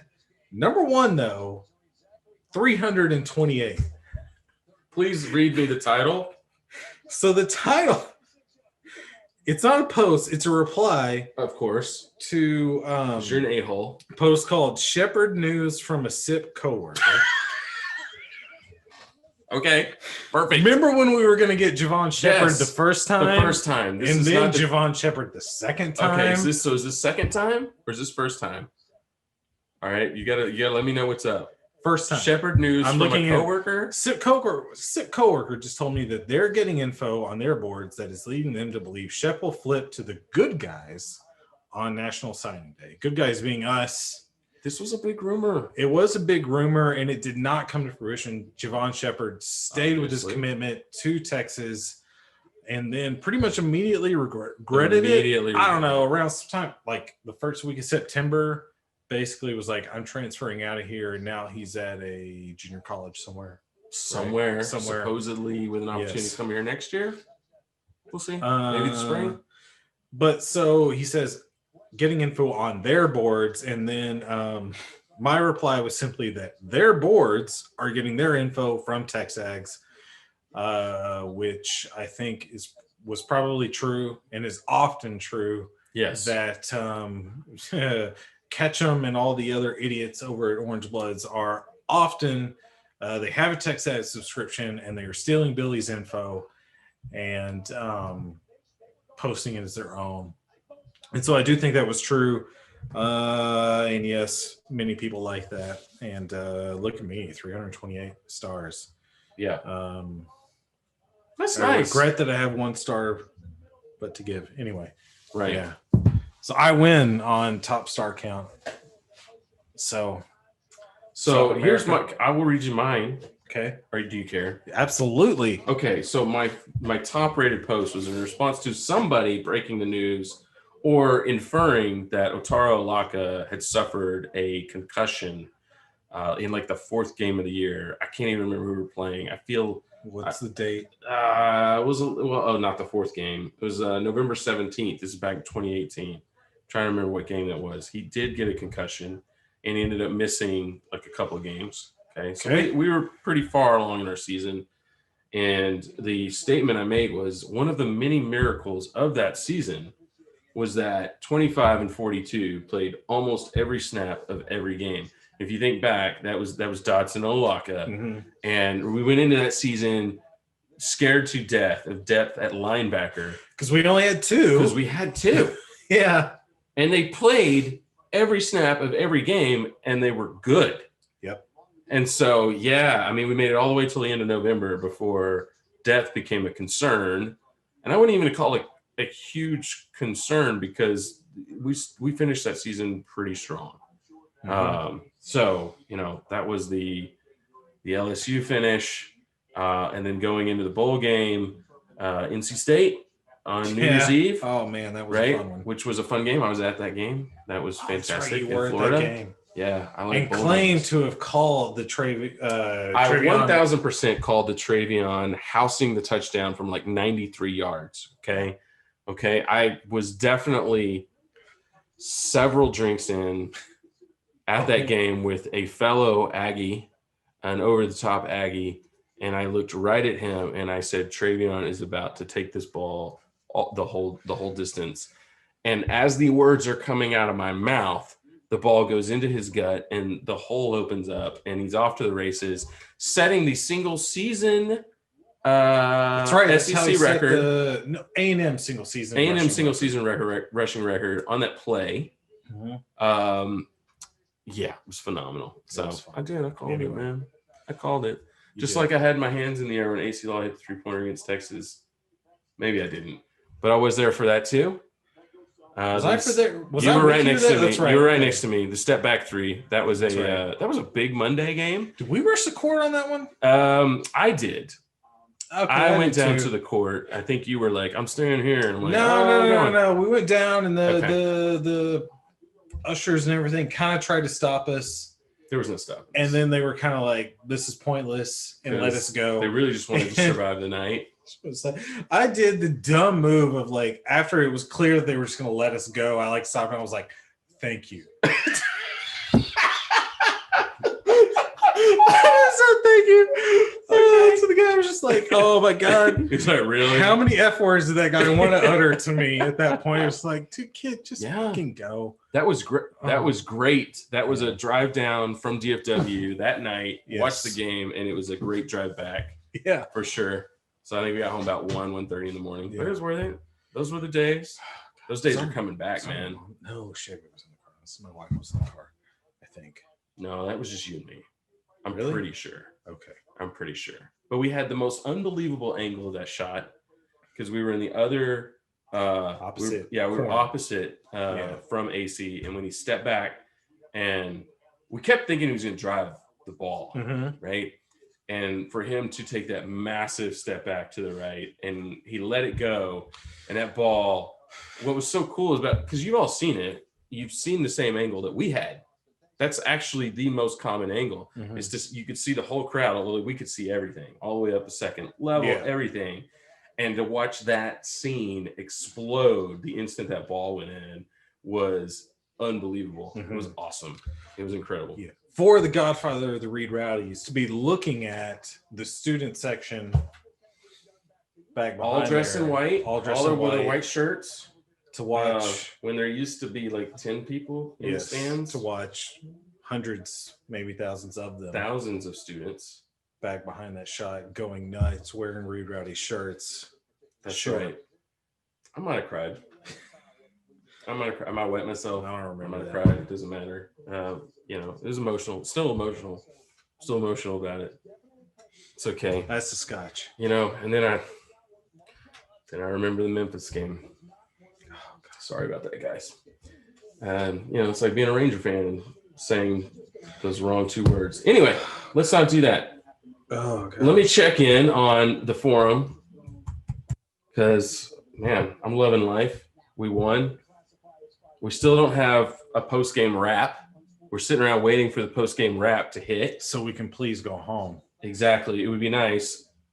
That's the goal, guys. We're going to go until the post-game wrap is over, and then we'll be done, even though none of y'all are watching. It's okay. Oh, God. Someone wants to still complain about the Kenyon Green holding call?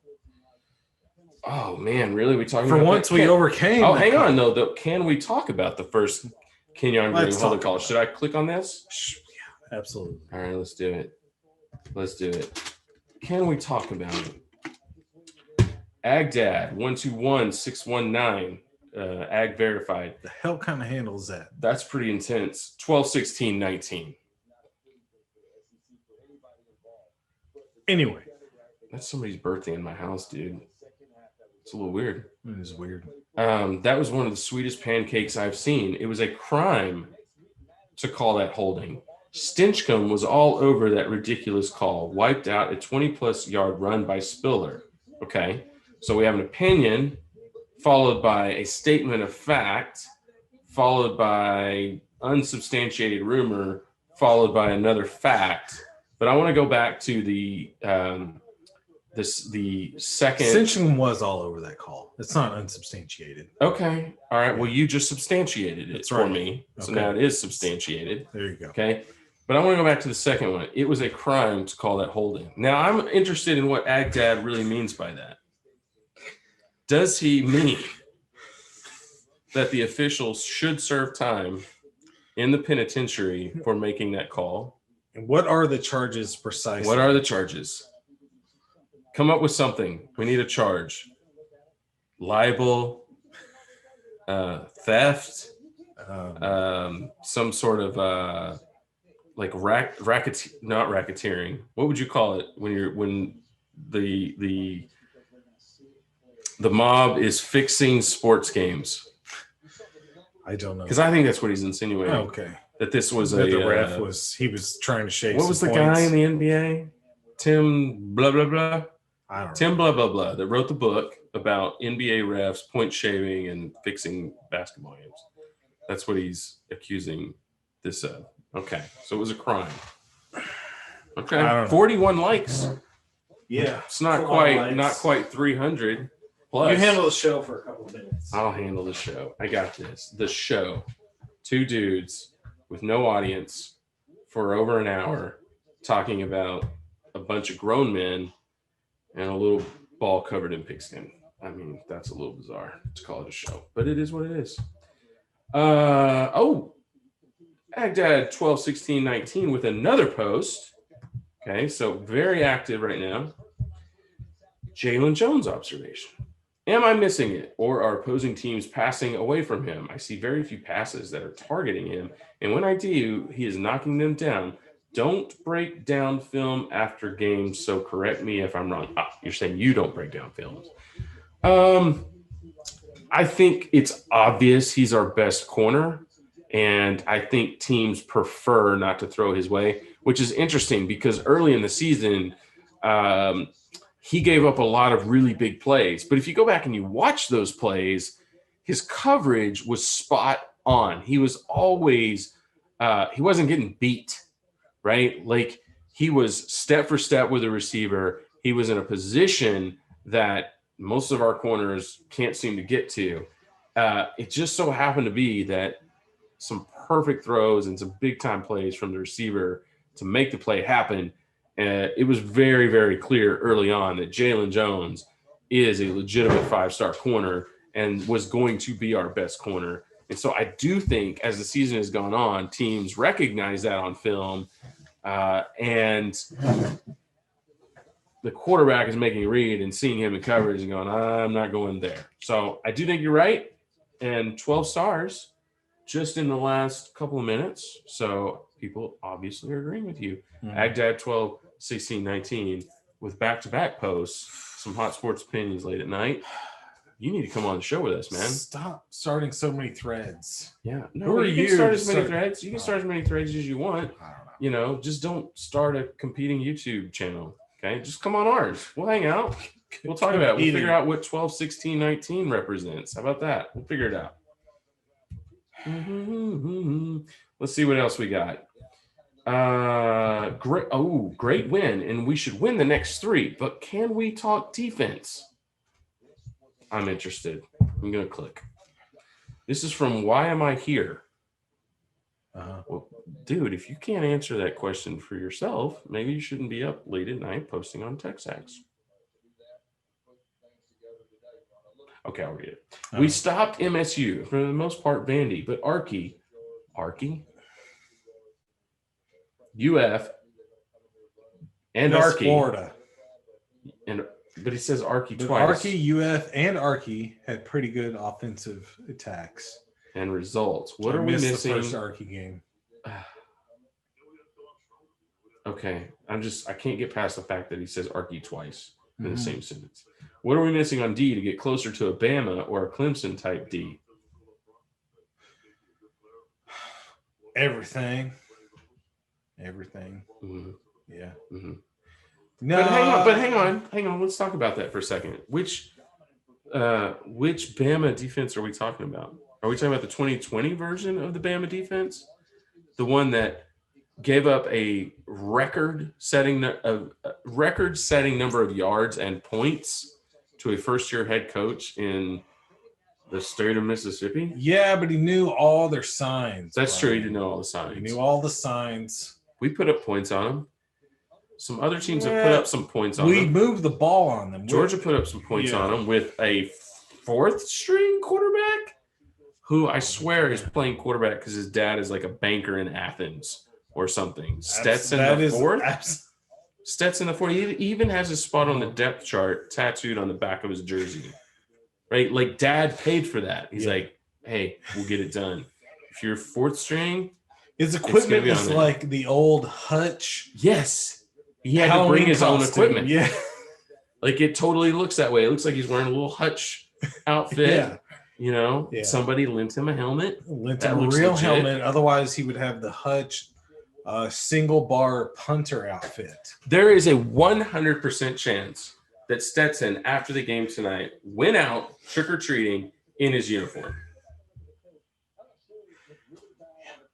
And nobody even questioned No it. one questioned it. They're They were like, just that like- dude's 10 years old. Oh, they were like, I'm tired of these high school kids coming and But at least trick-or-treating in my they place. brought their younger brother with him. Okay. So, Anyway. look, they scored points with They that did. dude. Mhm. Okay, so let's not pretend like at least this year Bama's got this, unbelievable defense. Usually they do. Okay. I will tell you this. No, I'm not going to say that. Clemson.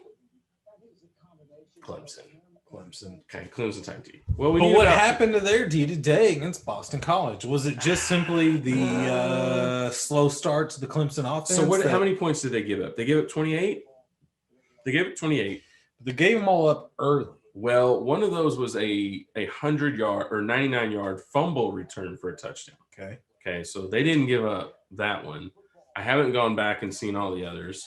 Oh, Aggie highlights. More Aggie highlights. God, I love Aggie highlights. There it is. There's the third. See, down there's throw. confident baller Kellen Mond walking down the sideline with his yakking at Gatorade. He's nobody like, during the. Yeah, like, I'm just man, like I didn't even have to go get this Gatorade myself. somebody brought it. Somebody to me. brought it. They handed it to me, and it's how long it's been since that happened.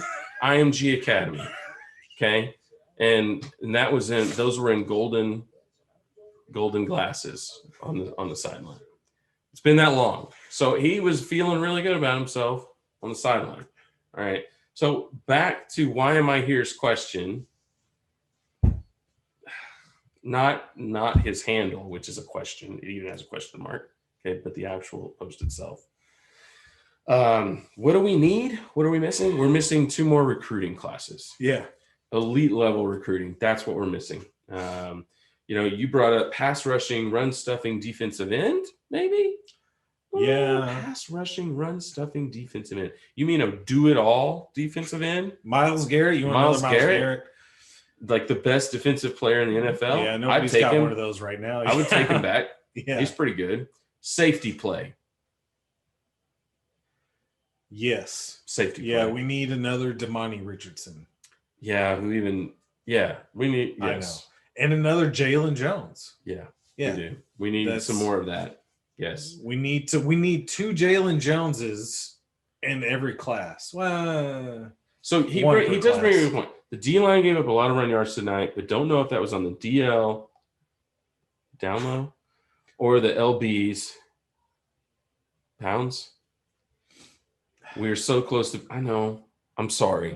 okay. I'm 3. It's bad If we get to engineering 4, jokes. we're going to have to shut everything off, okay? Because, anyway, we are so close to being really, really good. It just feels like we're missing a few pieces on D, or Elko's not scheming the opponents properly. He's going after Elko here. Damn. Kostag is going to cut you. Yes. I am going to reserve judgment on what's going on up front in this game in particular until we get with Tits McGee and watch the film room. Sure. Which hopefully focuses more on the defense because I think there's not a lot to say about the offense. No, I think you could just pretty much say Mon was a badass and move on and let's talk about the defense. Yeah. And I want to see what's going on up front. And we don't have to wait for McGee to do that. Okay.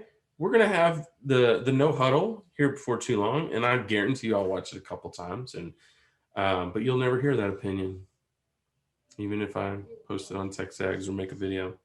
So we'll see but we will. We'll take a look. All right. So good question. Running out of material here, Casey. We really need that post-game wrap to make an appearance soon. So You're let's saying check this is in. harder than it looks, and why can't I? I don't think I want it's to verify harder than that it the looks. feed is actually going. I don't but think it's can't. harder than it looks because let's be honest, we don't have commercial breaks.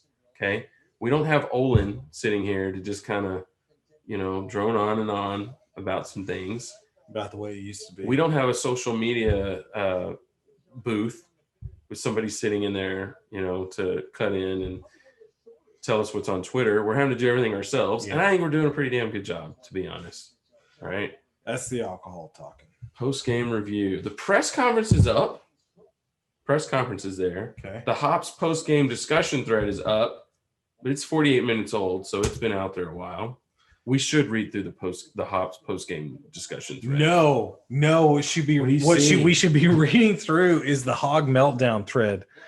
I want to know what the Hog forums are saying. Okay, so this started. Oh dear, This is before. Oh no, this is really old. This is way back when, man. All right, so let's see if we can get back and see what's going on. So that's from yesterday.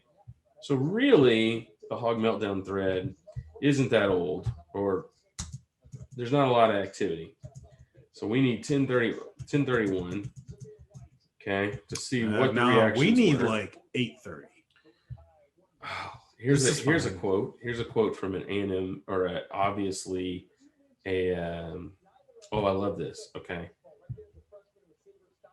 These are quotes from Arkansas fans. Mhm. That is not a 25% capacity Shut crowd. up. Oh my God. I'm so tired of hearing about it. Yes, it was 25% capacity. It was 25% capacity against Florida. It was 25% capacity tonight. I'm sorry that your team couldn't handle Yeah, Crimea River. it. Yeah. Obviously, anybody that can look on the TV when they show the whole crowd can do some simple math. Maybe they can't. Let's see. What is this? They'll go full Aggie by season's end. Whatever that means, I don't know. I don't care. I don't either. Because you go full Arkansas by season beginning. In the beginning of the season. Yeah. Right? By the time you play us, when you play us, you go full Arkansas every time, 9 years in a row. So, whatever. 9. Oh, man. Odom's defense is absolute BS tonight. No one is getting pressure on Mon with 3 guys, and we can't cover 4 with 8. Total BS job on defense, and please never let Burks throw another pass. If he puts anything on it, it is an easy touchdown. That's a good opinion. Yeah, that's actually smart. That's coherent. Yes. This guy probably at least got to junior high. To be fair, there was a lot of pressure in Burke's face. Burke is not a quarterback. He's a wide receiver, and those plays work when those dudes don't have anybody in their face. I was still very frustrated by that play because it was painfully obvious by Burke's behavior. Yes, his body language from the second he got the ball said, I'm going to throw this football. I'm going to throw the football. Yeah, and who bit on the sweep right? Was it Damani Richardson? No, it was Captain Celebrate. It's Captain in your face. It was number 9 who bit on it and came up anyway and let the guy go by him and then turned around. Who did he taunt after the ball hit him in the back of the head? Hit him in the back of the head. A poorly thrown ball hit him in the back of the head, and incomplete. Incomplete, man. And technically correct. It was incomplete. It was incomplete. So if we want to do a fact check, yes, accurate, verified. Okay. All right, let's see where we go. I just love not hard to figure out. FIGGR. What does that say? No, you scroll past it. I scrolled past it. I wasn't interested. Okay. We usually play these guys tight, even when we shouldn't. But this is blowout written all over it. You're right. But unfortunately, it wasn't. Otherwise, I wouldn't be wearing this stupid shirt. Okay. Here's a nice. This is nice. Tomorrow they wake up as Aggies and we won't. That's a win for us. Congratulations. Yeah, congratulations. We have running water. We have indoor plumbing. Okay. Come on. Whoever that guy is that was on RJ Young's show has got his feelings really hurt by what you just said. It's true. Yeah. We are getting beat by a better and more well-coached team tonight. It happens. Okay, and then let's jump down here. Here's a similar one. A&M is a complete team, as much as I hate to say it. They're simply stacked this year. One of the most experienced QBs in the SEC, a heavily experienced O-line, great talent at skill positions, and 3 underclassmen on defense. We have like 11 underclassmen on defense. Yeah, nice try. You had it going there for a little while. In the future, they'll get back to sucking. But this year, they're pretty darn good. This year. What were we in the last 8 years? Well, that's because according to this post, our entire team reads at a 3rd grade level. Okay, they're all upperclassmen at A&M. So very clearly, yeah. But that will all change. He's wrong about that. Although we do have a lot of experience on the O-line.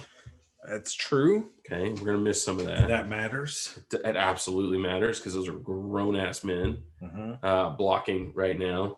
But beyond that, guess what, dude? Here's the deal. the vast majority of our team is underclassmen, and the vast majority of dudes that are playing a lot of snaps are underclassmen. The skill positions on defense, and they're all going to be back next year. And we're going to go back to Jerry Ward, and we're going to make it 10. We should get shirts. We should get like a 10-year anniversary. 10-year anniversary Roller. Okay. Okay. It'll be all right. A&M's really good. Tonight we were, and we will be again the rest of the season at some point, hopefully. Way to be very efficient with your opinions. It's nice. Why hit it? Whoa! Wow. Is this the last one? Well, no. Let's back up one more. Not even close to being outcoached tonight. A&M may be the best team in football tonight. It would be interesting to see A&M and Bama play again. I agree. I do not agree. I agree that it would be interesting to see A&M and Bama play again. But the best team in football tonight, no, because we look at the second one or the last one. It says 0 pressure on Mon tonight. It doesn't look like Odom adjusted at all until the fourth quarter. So he's saying no. They made adjustments and we stopped moving the ball because of their adjustments. No. Damn, even Brendan gave up on us. He's gone. Oh. The Boracle has left us. So do we have 0 viewers right now? Oh, there's no doubt. There's no doubt. Oh, somebody's asking for the post-game wrap. Man. You should give them a link. For it. You missed out, man. You missed out. Yeah, it's almost over now.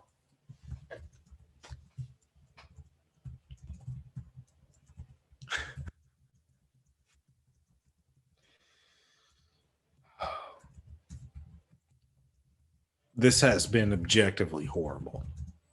I don't believe that's the truth. I don't believe that's the case. Yes, at all. You do. No. Yes, you do. No. Crushing it. Oh man. Crushing it. Boy. Yes. Well, and regardless of what you believe, you're definitely over promising. And we're gonna underdeliver. But whatever. How long have we been doing this? It's been a little while. It's been going a while. Does it tell me that? My God, it may have been almost 2 hours. It does look like it's been almost 2 hours. But look, man, I said when we started this, we're waiting on the post-game wrap. Okay? Because I'm going to stay up for it anyway.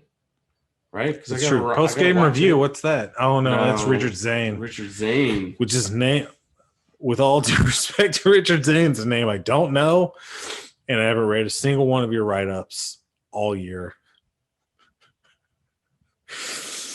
Because unlike all the people constantly complaining about the lack of a written transcript for the Lucci Ask Lucci segment, no, man, I don't read good. I want to see video. Hey, here's one I'm interested in. It's titled "Horns Down." Okay, we already have a thread for that, but horns down. I saw this earlier. It's the lamest thread. Somebody. How many likes do you think this got? God damn it! Way too many. It was posted at 3:30 today. 3:30 today. It's just a picture of a helmet from the broadcast with the horn decal messed up a little bit. Messed up. Okay, how many likes? 178. I'm gonna go with 12. 54. Okay, you are much closer. Faith in Texags restored, kind of. Faith in Texags restored. Because that's a lame thread. Oh man, anything? A Zach Evans signing? I'll bite. No, Zach Evans also signing. I'm biting. Very boring thread. 1 carry for 30 yards and a touchdown. That's in the middle of the game. That's true. Worthless thread. I shouldn't have bid. I feel bad. Okay. Paging Kostak. Oh, all right. Spiller's footwork and vision. Did you write this thread? No. No Do idea. you have a burner account in which you were known as JT Stanley 4621? No. Is that also your grinder handle? Spiller has some absolutely stellar footwork, especially for someone his size. He's so light on his feet, but maybe more important is his vision. It seems like he reads blocks really well. That, plus good footwork, equates to extra yards on most carries. I hope someone clips that video of him putting his foot in the ground and putting that Arkansas defender on roller skates. His footwork and the hole before that was absurd. Thrilled that we get him for another year. I do like that Derek Aggie 06, a long-time Texags poster and Twitter, really good Twitter account, Yeah. posts a little video of Spiller. And I think we should maybe we check that out. I think you need to check that out. Okay. Yeah, because there he is with the sticking the foot in the ground. And then nearly like tearing every ligament on the left side of his body as he gets tackled going out of bounds. I thought the season was over. But I did too. And I'll be honest, he came back in the game, but I remember Bobby Brown came back in the game after his celebration misadventure and then missed the next week. So yes. Hopefully Spiller wakes up feeling okay tomorrow. But that poster is absolutely right. We all saw the Footwork King videos over the summer. Okay. I don't know what that means. We did. So this brings up an interesting topic. Well, we'll get there. Devon Achane got some play tonight. Did and broke a 35-yard touchdown run and made it look really easy. Really easy, breaking tackles in Yes. space as well, and not like juking guys out of their shoes, like just running through arm tackles. I mean, you looked at that guy in high school, and I know when these kids are in high school and they're elite level talents like that, they can make things look easy, right? Because they get in space a lot and nobody touches them. But I'm very guilty of that. Watching his tape and going, I don't know. Everyone said, okay, I guess I trust you because all I see is a dude making it look really easy over and over and over again to the tune of like 12 yards per carry. But what I saw in high school was, yes, when a dude gets into open field, he's gone. But I did see a guy who could slip through contact and slip through, a mess on the field very easily. And that is tough to do. And it was great to see him this week because Billy, and I know we're going to hear about it. We're going to hear about it from Billy this week. Billy predicted that Achane would break one in this game and late in the game and he would score. Okay, he did. So credit Billy. Nice. I'm excited to hear Billy's about it. not watching. He's not. I'm just kind of projecting into the future. Sure. Where they ask us to take over the morning show. Or they decide they need an afternoon show.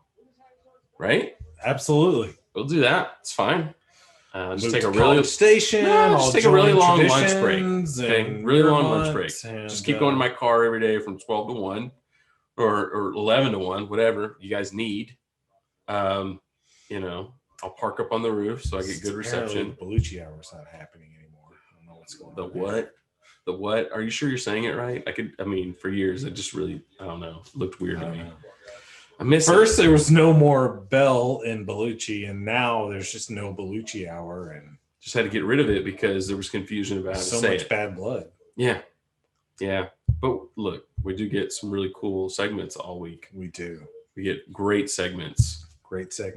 Yeah, including the Ask Bellucci segment. It's now a video, and everyone just saw it. I support this. I love it. I love that Ask Lucci Part 1 is a video, and then you get all the junk. Later, all the questions that didn't make the cut. Guess what, Gabe? That's where you put the worst question of all time. You put it in the second cut. You don't put it in the video. Okay, we know. It's okay. Again, he's not watching. But Achane. Okay, Achane burst on this. Let's not say that. He didn't burst on the scene. He got some playing time and cleanup duty, but he got some legitimate carries. The last against 2 weeks. Mississippi State. Yeah. And late in the game. I'm excited about that kid. I'm excited for him. It takes some pressure off of Smith, right? You can keep Smith out in space more, limit his exposure at running back. As good as he is at running the football, you need to limit his exposure at running back. Because the dude doesn't know how to take care of himself. No. No. No, like, I'm going to score every time. And he'll do whatever it takes. And that's a little bit dangerous. That was good to see. I kind of forgot where I was going with this, but now I just remembered. Okay. Good. It's great to see Achane. We picked up a big commitment, and Mari Daniels at the position. The one that's out there is LJ Johnson. Okay, 5-star. Everybody in the country wants LJ Johnson. And I had to admit before this week to never watching an LJ Johnson highlight. I had no idea what he was all about. And same, right? Yeah. We watched some highlights. I don't know why we did, but you and I happened to kind of watch the same. We just kind of, hey, LJ Johnson, and we went and watched highlights. Yeah. From the first 5 seconds of that video, I saw Leland McElroy. Absolutely. And it was freaked me out to see that dude run like that. Because I look, some of it is he's wearing maroon. Okay. Yeah. White face mask. Kind of, it looks like Leland. They're almost the exact same size and weight. But dude, when that dude takes the football and the way he leans into the edge. Yeah, we both said the same thing. He's got that forward lean, long trailing stride. He keeps his hips like always in front, or just barely on top of the balls of his feet, and then he's got that long stride. It looks like frankly, I don't know if I ever saw a down of Leland in Aggie maroon. Yeah, like not either live on TV or I've seen it in highlights, right? And just watch. There's not enough highlights out there of Leland McElroy. They're hard to find, right? No, mostly in that like 72 blowout of LSU game of it was Missouri. Yeah.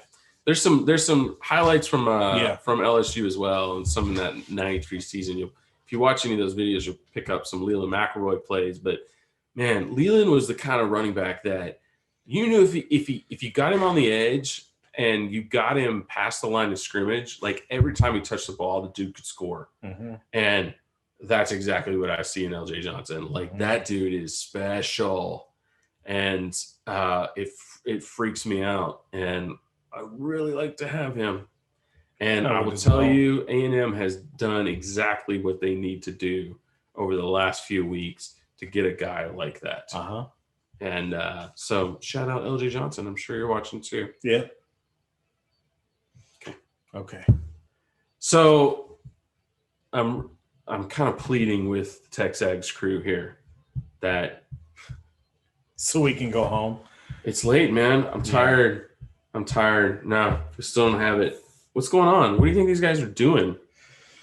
Probably drinking too much. I don't know. Post game? No, that's still Richard Zane. Apologies to Richard Zane. I mean, even the SEC network is kind of, they've mailed it in. It's a replay. Showing us the blue thing. It's just a replay. Of all the highlights. They're just replaying the same thing over and over and over again. I am going to check in on Hop's post-game discussion thread. Okay. All right. What do you think the opening line will be for South Carolina? An 8-point A&M line? That seems pretty low to me. Because what was it for this game? Didn't it bounce all the way to 14? Got all the way to 14. It's opened around 12. There was like one 14-point line, but really opening line was around 12, and then it did down and then back up to 14. And they didn't cover. And we didn't cover. Which is why I'm wearing this. Wow. Gee whiz, Hop. I'm not impressed. Why didn't we win 56-17? And Hop comes back with, because we were fine with killing the clock and going home a winner. Question mark. Oh, it is a question mark. Mm-hmm. Like, I'm Ron Burgundy? Yeah. Kind of. Yeah, there's a party going on back behind us still. How do we stop getting gashed on the edges, and does our pass rush improve? And Hop is taking we're not going to figure this out this season. We need to play more press man and allow the safety just to creep into the box, which will help.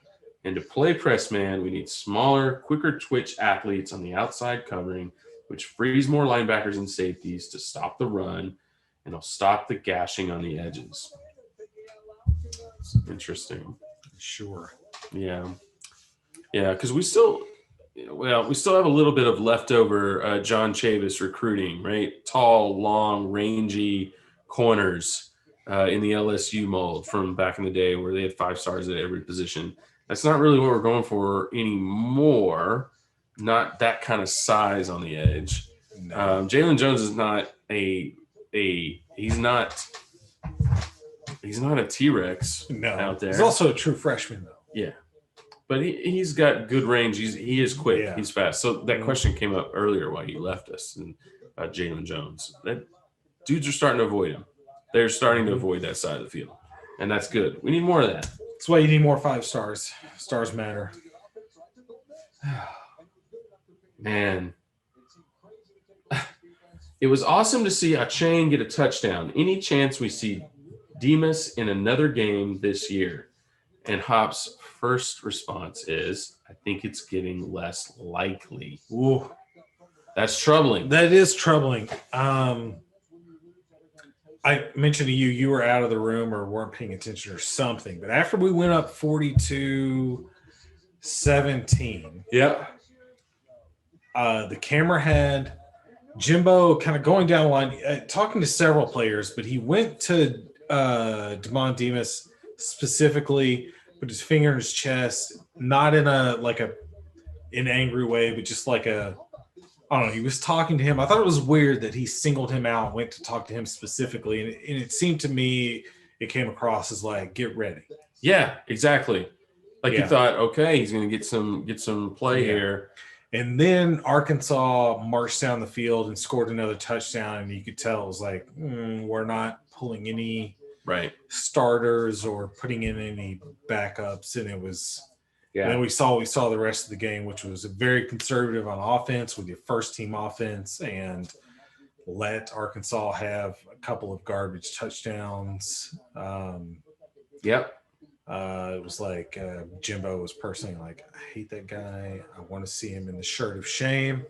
But yeah, so no, I really thought we were about to see Demas go out there, run down the field, jump ball.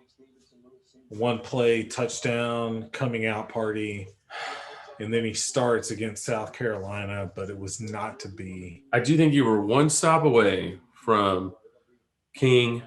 Yes, Haynes King and the whole crew that we want to see. See what they can do. Get the youngsters out there. But it didn't happen. And that's a shame, because we do need that. We need that. We need these guys getting some reps. And, look, I do admire Jimbo for kind of sticking to his guns. And, he always says, they don't practice well, they're not going to play. Not any sort of significant playing time, right? And, maybe some mop-up duty. And I do respect that dudes have to earn it. I'm a little bit more disturbed that they're not earning it. Yeah. And to me, that's an issue, because what that tells me, and maybe I'm totally off base, but despite Jimbo saying there's enough reps to go around, I don't really believe that. No, I just don't believe it. I think it's coach speak and saying the right thing to the media, and not with Mon pulling the trigger. Like he's got his guys he's comfortable with, right? And so we're going to get as many reps as we can with them. And I if there's one thing that really bothers me about that is when a Caleb Chapman goes down, the next week you struggle because you don't have Hez Jones back, right? And you can't get Jalen Preston the ball, and something just about that rotation out of any position on the team, it's been this way. Yeah. And the entire time. I don't get it. And now the one part that I do get is that the wide receivers play a tremendous role in the running game, and he absolutely trusts dudes that can block and do their job downfield. So you can't just be a good receiver and go up and get the football. You got to be a good route runner, and you got to be able to take care of your responsibilities. And you can tell that's really, really important.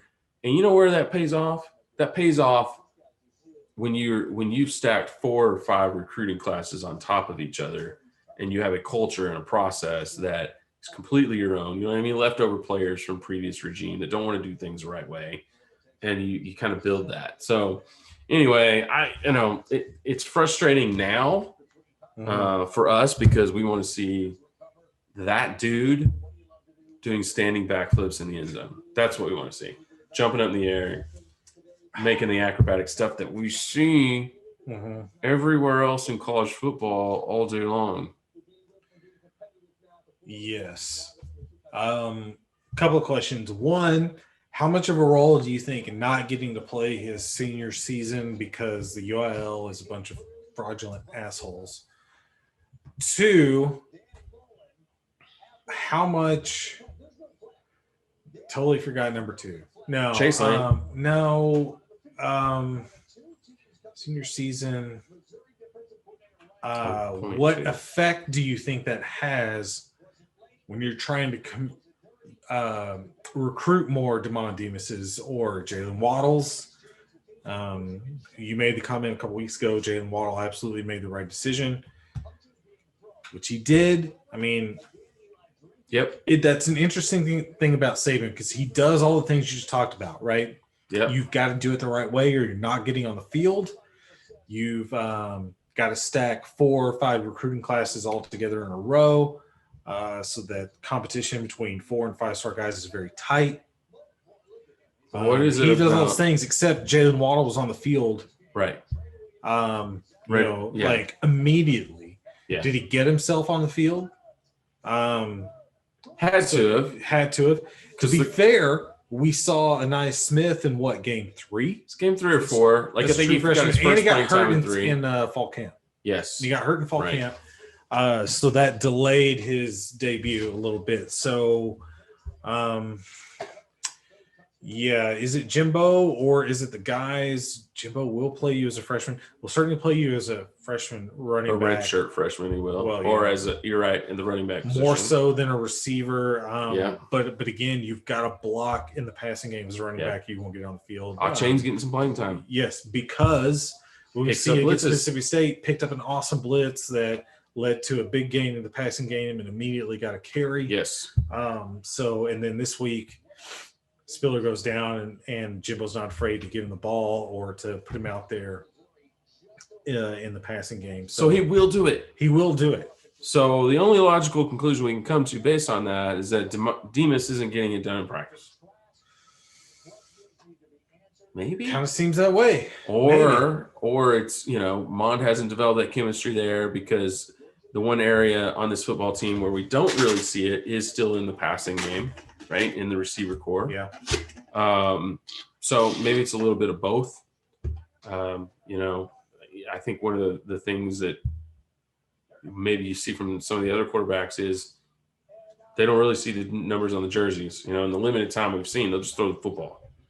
And they don't really, it isn't a trust factor as much. So, it'll be interesting to see how that changes after this season.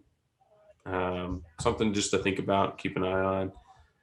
You go back to the Alabama, the kid that made his mark against us was a redshirt freshman, the new kid on the scene. Yeah, I can't remember his name. But anyway, that's kind of how it's going. I don't agree with Hop that Demus isn't going to get in the game this year. Eventually it's got to happen. You just think about, dudes are going to get hurt or banged up as well from here on out. And we'll see how it goes. Yeah. Yes, man. I'm pretty bummed, guys. To be honest, I'm keeping an eye on the boards. We got pig tears. Antonio Johnson got screwed. We just beat the second best team in the West. Love that. I mean, it's obviously sarcasm. Get a little winky face. What is this? Somebody replied to your post-game rap. What's going on there? Oh, we might have a reply. I have to check that out. I can't find the vid. Well, that would be crushing. That would be rough. Let me see if I click on it. There it is. It's still there. So and that was me just a second ago. Right. So it's there. That's bizarre. How bizarre. How bizarre. Looks like somebody definitely found it because we got some folks actually out there watching. So welcome to the YouTube show. I don't Appreciate understand it. this graph. I don't either. 100 what? It doesn't matter. Okay, it's going in the right direction. Playback. Here's an interesting thread. It's called the Bryce Foster commitment with question mark from Ags win 1988. Okay, another Ag verified. Okay. My son goes to Taylor, and he said one of his friends just posted that Bryce just committed to Oregon on the kid's Snapchat. Any idea if this is true? I thought y'all made it sound like he's waiting until the end of the season. Taylor Swift piped in just after that. It says fake news. Okay, so That's Trump.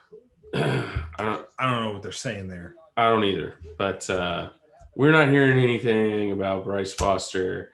That doesn't really make a lot of sense. So I'd suggest go find another source. And then tomorrow we'll find out when he actually committed to Oregon in a move that would make absolutely no sense. And we'll all look like idiots. Anything else out there? South Carolina game is next week, and we have found out it's going to be at 6 o'clock. So night game in South Kakalaki. On what? SE, what is 6 o'clock? ESPN, it says right there. There you go. On ESPN. Okay. Okay. I don't know what to say about North Carolina or South Carolina. They're one of those teams that's terrible and can beat you. Yep. So It's like Arkansas, who's I'm not trying to say they're terrible, but look, every team left on the schedule can beat us. Yeah. So we're on the road. Yeah. I actually think that does bring up a good point. And something that doesn't get talked about nearly enough is, you look at a team like a South Carolina or hell, Tennessee for that matter, and they've been on this like roller coaster ride. Like one good week they look great and they go beat somebody they shouldn't beat, and then the next week they're just absolute trash.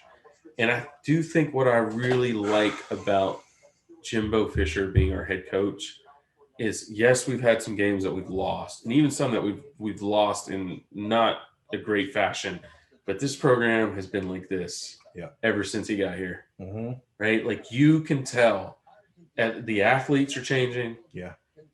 One thing I do love about our coach is I never feel like we go into a game unprepared schematically. I always see, even you think back to like a game like Clemson on the road, the plays were there. Like they're there. Yeah. Like we are attacking the other team in an appropriate way, and we're ready from an X's and O's standpoint. And you can tell that when you get elite level athletes at every position and you get that level of competition up, you're never going to be outcoached. You're really, really not. And I love that. I love that kind of security in the back of my mind. And that's why you go out and you sign a 10-year deal. Yes. It's not the money, it's the 10-year deal. You make that kind of commitment because you know what you're getting in that dude. And, just kind of thinking about today going into this game, and we're all kind of scared of the voodoo playing Arkansas, but we went out and took care of business, right? You talk about the voodoo. I mean, when I saw Texas and Oklahoma State go final, Texas wins, did you get the extra voodoo sinking in your stomach? Like, because we beat Florida the same day that they fall on their face against Oklahoma. Right. Right. Just like, finally. Right. We win. Big win. They look stupid. They're trending down. And here we go. Now they bounce back. They beat Oklahoma State, and we're going to lose at home to this freaking Arkansas team. With all that momentum there, everything going on. Give it all the way battered Aggie syndrome. Yeah, battered Aggie syndrome just through the roof. You're like, football gods are not going to let this happen. And then we go down 7-0. Mm-hmm. Which I expected, to be honest. There was no panic in me at 7-0 because I knew we weren't going to score on our opening possession because that's not something we do. Okay, we like to spot the other team a couple of points at least. In possessions. Yeah, and possessions, right? Especially to start It's games. a gentlemanly thing to do. It at must home. be. Okay, we You like want to to do be it. welcoming to your guests. Yeah, Yeah, it's just polite before you bash their heads in, that's right. right? So I wasn't panicked. I didn't like getting run on like that, but I was with you when Texas wins. Like, oh my God, the football gods. There's a price to pay in everything for what we've experienced the last few weeks, right? But it didn't turn out that way. Not this week. Nope. Maybe next week. Got Jimbo. Why'd you have to do that? Sorry about that. But hey, going on the road, South Carolina. They can get you. So They you're can. gonna have to play well. yeah, no, not Coach Cleats. He's not Coach Cleats. That was Diaz. Diaz was Coach Cleats. He's just Coach. He's Coach Boom. Coach Boom. Yeah. Coach chest bump. He's still doing the chest bump thing. Dude's got to be like 55 by now. Why do I feel like someday Muschamp's going to be our defensive coordinator? That'd be all right with me. I like Muschamp. Get the game back. Wasn't he on the staff at LSU? While Jimbo yes, I was think he there was under there. Saban? Yeah. Yep. Yeah. Oh, damn. So we're looking. So now we've got Auburn LSU on the TV screen. Auburn absolutely mauled LSU. What did we say this morning? One or both of them will figure it out by the end of the year. You're going to have to play a really good game against at least one of those teams to win. Yeah, but here's the thing. So Auburn absolutely mopped the floor with LSU today. But if I was putting money on who figures it out by the end of the year, it's still LSU. It's still LSU. Now, because they're down to, they're playing quarterbacks that have no idea what they're doing right now. I mean, they're hurting from an injury and opt-out standpoint, but I just feel like that's the team that always can figure something out. And Auburn took advantage of really bad quarterback play. Look at this. Look at that. Fumbles the ball in the pocket while he's standing straight up, and it goes for 6. Nice. Right? It was that kind of day for that dude. I don't even know his name.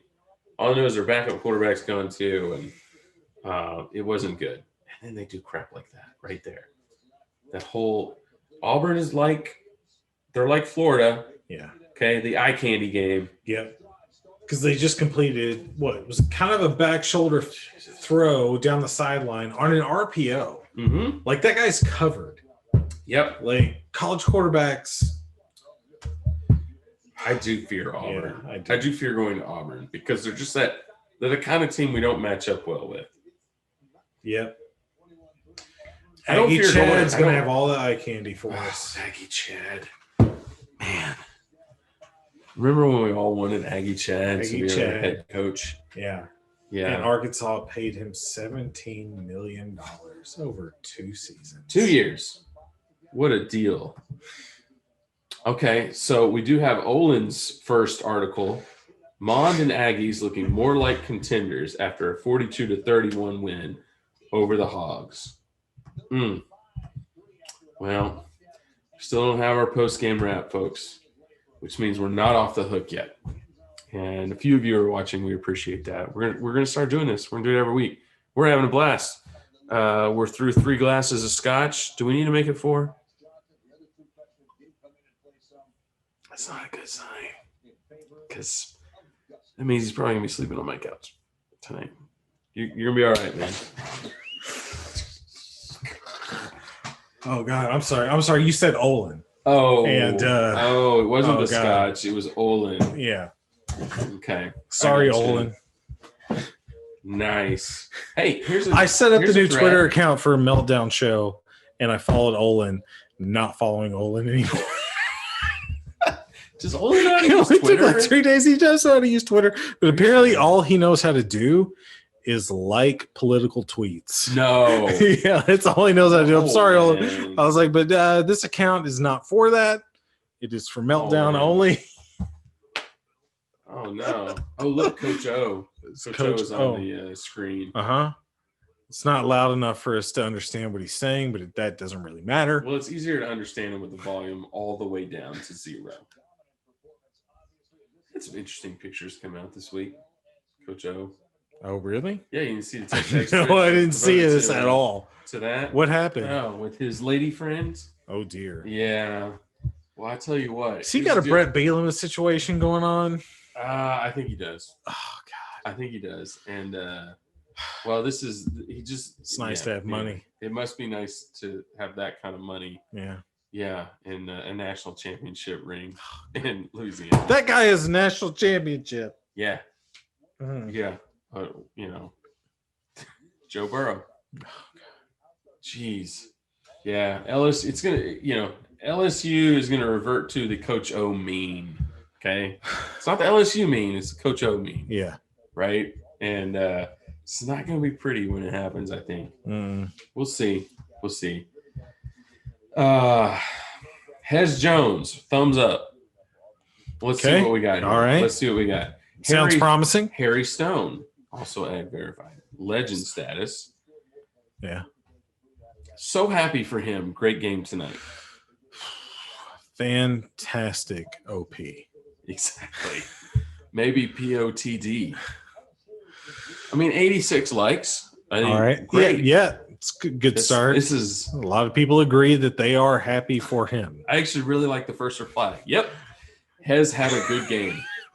Next reply. Dude looked good tonight. Yeah. It's hard to argue with any of that, right? I mean, I haven't watched the film. I don't know. McGee might tell me otherwise later this week. We'll wait. Someone will come up with Seth McKinney might have a completely different hot take on Hez Jones, but so far, if anyone's going to have a different take, it's not going to be Seth McKinney. It's going to be not Seth McKinney. No, Steve McKinney. No, wait. No, it's going to be the guy that does the LuchaCast lately all the time. The former NFL, Hunter Goodwin. Hunter Goodwin. Yes, the big truth. The big truth. He's going to tell us all about how Hez Jones didn't actually have a good game. Yeah, that's true. I'm sorry. You are the big truth, even though you're not watching. Nice. That's the truth. Happy for him. Yeah, it's good. Well, in fairness, Hunter was right throughout the entire Sumlin tenure. And we probably all owe him a big apology. I don't owe him anything. Pig tears? ? We already have a thread for that. We do. We don't need another one. We don't need another one. Okay.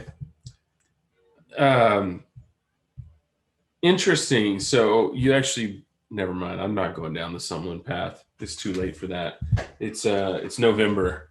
We've crossed over into November. I'm not talking about it. I'm not talking about anything related to Kevin Sumlin in the month of November. Okay. Well, now you got me curious. So is Arizona playing football? And is he still the coach? Heck, no, they still haven't played. Those guys have not played, and he still is the coach. Oh, gosh. Man, here's an interesting thread. What's up with the little number post people? Little number post people. Sounds like a band. Okay. So that was not a complete question, because the complete question, you have to open up the thread and read the title and the post in order to understand. Got to work on your subject game. You do? It's not that, okay, it's not that complicated. Burris 86, Hall of Famer, Ag verified, ring 12th man foundation donor. Legend. No, Hall of Famer. No, I'm saying you're a legend. So are you. Yeah, I'm a legend. Yeah. Freaking A, man. So shut up. So you're the little number post people. Yeah. Burris 86. What's up with the little number post people slamming the game? ? Blue Moon on Halloween brings out the battered Aggie syndrome in people with less than 1,000 posts since 2004. Less than 1,000? Less than 1,000. I thought we were talking like posts. 10. Less than 1,000. Little number post people sub 1,000. That is an interesting cutoff. That is really interesting. Wow. And then Capital Ag legend, okay, actually chimes in. Trolls still drunk after their Longhorns pulled off their big win today. Okay. So Capital Aggie is saying that if you have less than 1,000 posts, you are a Longhorn fan. How many Longhorn fans are there really on premium? Good Lord. I don't know. There's at least one Sooner fan. We know that. I'm curious. You're all too nice to play. Pull up your how many posts do I have? Okay. Since March 6th of 2000. Oh my God. Damn. 20 years of Tex Aggie. 8,500. Nah. 4,000. 4,000. No, Okay. I've done half a post a day. Damn, that's half a post a day. Holy crap! That's so man. pathetic. That is really pathetic. Yeah, that's pretty bad. How many? How many? I'm gonna say it's. Guess. I'm gonna say Since April 19th of 2000. Well, hang on. I have to remember that for many, many years, you used my account. So No. I only use your account to view premium content. I did all the fair, posting you under my jackass. own account. I only use your account Sorry, to get Again, access to the. one of the benefits of nobody watching. How many posts have you had since joining I got Texas? a raise. I need I got a real job and like subsequent raises. And I was like, by God, I'm gonna pay for my own Texas subscription, and that's been going on for at least like 2 years. When now. did you get your own account? I don't know when I It's went on premium. there. I have only been a premium subscriber for seriously a couple years. Well, but joined Texas. Joined April 19th, 2000. So surprisingly, wow, only a month and a half after me. Wow, That's pretty impressive. 2000 would have been. You were a freshman, I would have been a sophomore. whatever. Okay, how many posts? No, you're right. I'm sorry. Spring of freshman year. Guess. You had 4,000. I'm gonna go with 8,000. It's definitely more than me. You're too low.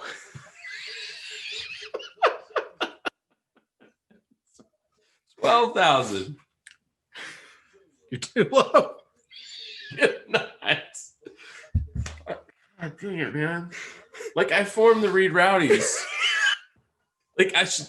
You started the Reed Rowdies, and you are you're 4, so you're less than a third. No, 13,000. 13,000. 90% of those are on the. 1.75. They're on the golf and automotive boards, okay, or the political boards. That's where this dude hangs out. That is shocking, actually. That's pretty sad. It even tells you where they're all at. 15% has been automotive, which actually surprises me because I'm very hot and cold with the automotive board. Yeah.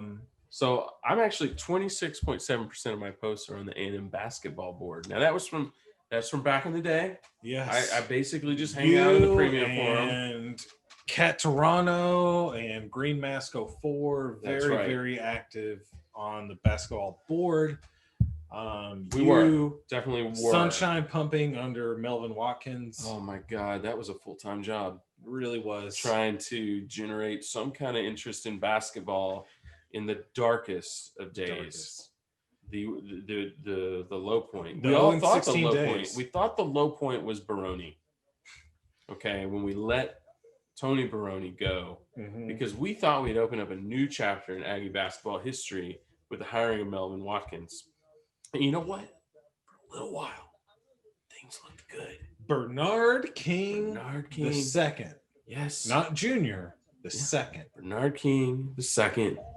Antoine Wright. Okay. Got Antoine Wright. You tried so hard to convince me to be excited about Aggie basketball. Yeah. And then 0-16 happened. 0-16 happened the year after I left school. The darkest of times. But you know what? Darkness gave way to sunlight. And then Billy Gillespie happened. Billy Gillespie walked on our campus and changed history. Okay? Forever owe that man. Forever and ever. Everything. Yeah. I'll do anything for that man. He showed up on my doorstep tonight and wanted all my leftover Halloween candy. I would definitely give it to him for sure. Yes, A&M highlights again. A&M highlights are back again up here on SEC Network, the gift that keeps on giving. But we keep showing Felipe Franks and his stupid 17-yard run. Okay. But that's okay. We get it. Because we're coming right back with some Wiedemeyer, some Mond Wiedemeyer. That was a nice throw. I'm not going to lie. By the way, the last time we played Felipe Franks, I was there at that game too. I have a habit of going to football games in the state of Florida, and I'm undefeated in the state of Florida. You need to go to South Carolina. Well, no, I need to go to Florida when we play South Carolina. Oh, I really look just, at that cut by look at Anais. that. That's That's sick. unbelievable. He's so fired up. So fired up. Okay, what do we got here? Here it is. Third and This is third and 17. Right down the middle. Oh, what a throw. Wiedemeyer takes a massive hit. Massive hit. Oh, we haven't even talked about this. We have not talked about this in a while. Okay. How badass do these uniforms look? They're unbelievable. They are. They look so good. And I always had a theory, and nobody really ever bought into my theory, that the previous uniform with the stripes down the sleeve, it was too tailored of a look, and our guys looked smaller than they were. They absolutely did. It always bugged me because these dudes look like monsters in these uniforms. They do. I think it's the white face mask, but just It's that all of solid look, the big bold numbers, like On they the just look shoulder. It makes your good. shoulders look bigger with the big numbers. Oh, Yeah, that chick she was fired up. she was She very was fired red up. ass. Yes, But even no, my you're kids right. commented on that. I love that throw. That was a great throw. It was True. great. We great didn't throw. even talk about that throw on the show tonight, but that was Play What? action after Spiller comes back in the game, and like four guys after he's been on the sideline, they know he's getting the ball. He comes back in the game, and Weidermeyer's all alone in the end zone. Great throw with it was an off-balance throw. Like it Two was a dudes in his fadeaway face. throw with dudes in his face, and he put some juice on that ball. He Mhm. got air under it. It dropped right in there. It was a great throw. Man, look at Kellen standing there after the post game. Yeah. Like we talked about body language earlier. Yeah, I like that. in control. In control. He's like, I got this. Only 260 yards. 260 yards, that's it. That's it. But like I said in our preview show, Mhm. we should be able to run on these guys, and we worry that we're going to be frustrated that we don't commit to the run. And you said Jimbo is who Jimbo is, and he's going to try to be balanced. You were right. He was right. We were balanced all game, and basically everything we did worked, so it didn't matter. Yeah, I had this stat. The SEC guys actually threw this up on the screen at one point. This was a minute to go in the first half. So basically the first half, all of our offensive possessions, these were the running totals. Mond, 32 yards. Spiller, 39 yards. Smith, 31 yards rushing. Right? So over 100 yards rushing in the first half, but totally split amongst those guys. I loved that. I loved the design runs. We talked a little bit about that earlier. The design runs work when Mond is decisive. It takes off, right? And he knows, hey, full speed Mond is fantastic. Half speed Mond, I got to make a decision Mond in the running game. Not good. Tonight we got the right Mond in the running game. So, yeah, but it was balanced. Yep. Right? And that's why you're seeing Hog Tier saying, why is our defensive coordinator crap tonight? And it's because nothing he does works, because we're doing everything and you can't defend everything. Right. Like if you're doing everything well, there's not a defensive coordinator in the country that can defend it. Okay, so I know we talked about the Wiedemeyer the touchdown, the one on the back left of the end zone earlier. We talked about the throw. Okay, we didn't really talk about the catch, because what we saw a couple of times tonight was trust that dude, and he will dude's got to make the play. He will make an athletic play. Like most of the time, it's running the seam, sitting down in the zone, catching a pass that's kind of on the body.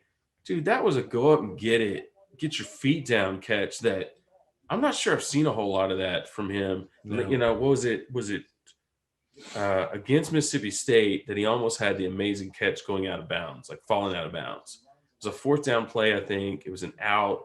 and he catches the ball going out of bounds, gets his feet down, and then as he hits the ground, the ball kind of comes loose. But that was a really athletic catch. But it's very clear tonight the dude has more athleticism than we've really seen, and he can go make that kind of play, like go up in the air, both feet off the ground, elevate, make the catch, get down. Yep. I was really impressed by that, and I really hope we see more of that. And you really even saw it on the second touchdown catch, too. It just wasn't as obvious.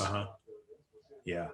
Guys, a potential first rounder if he follows this trajectory. Right.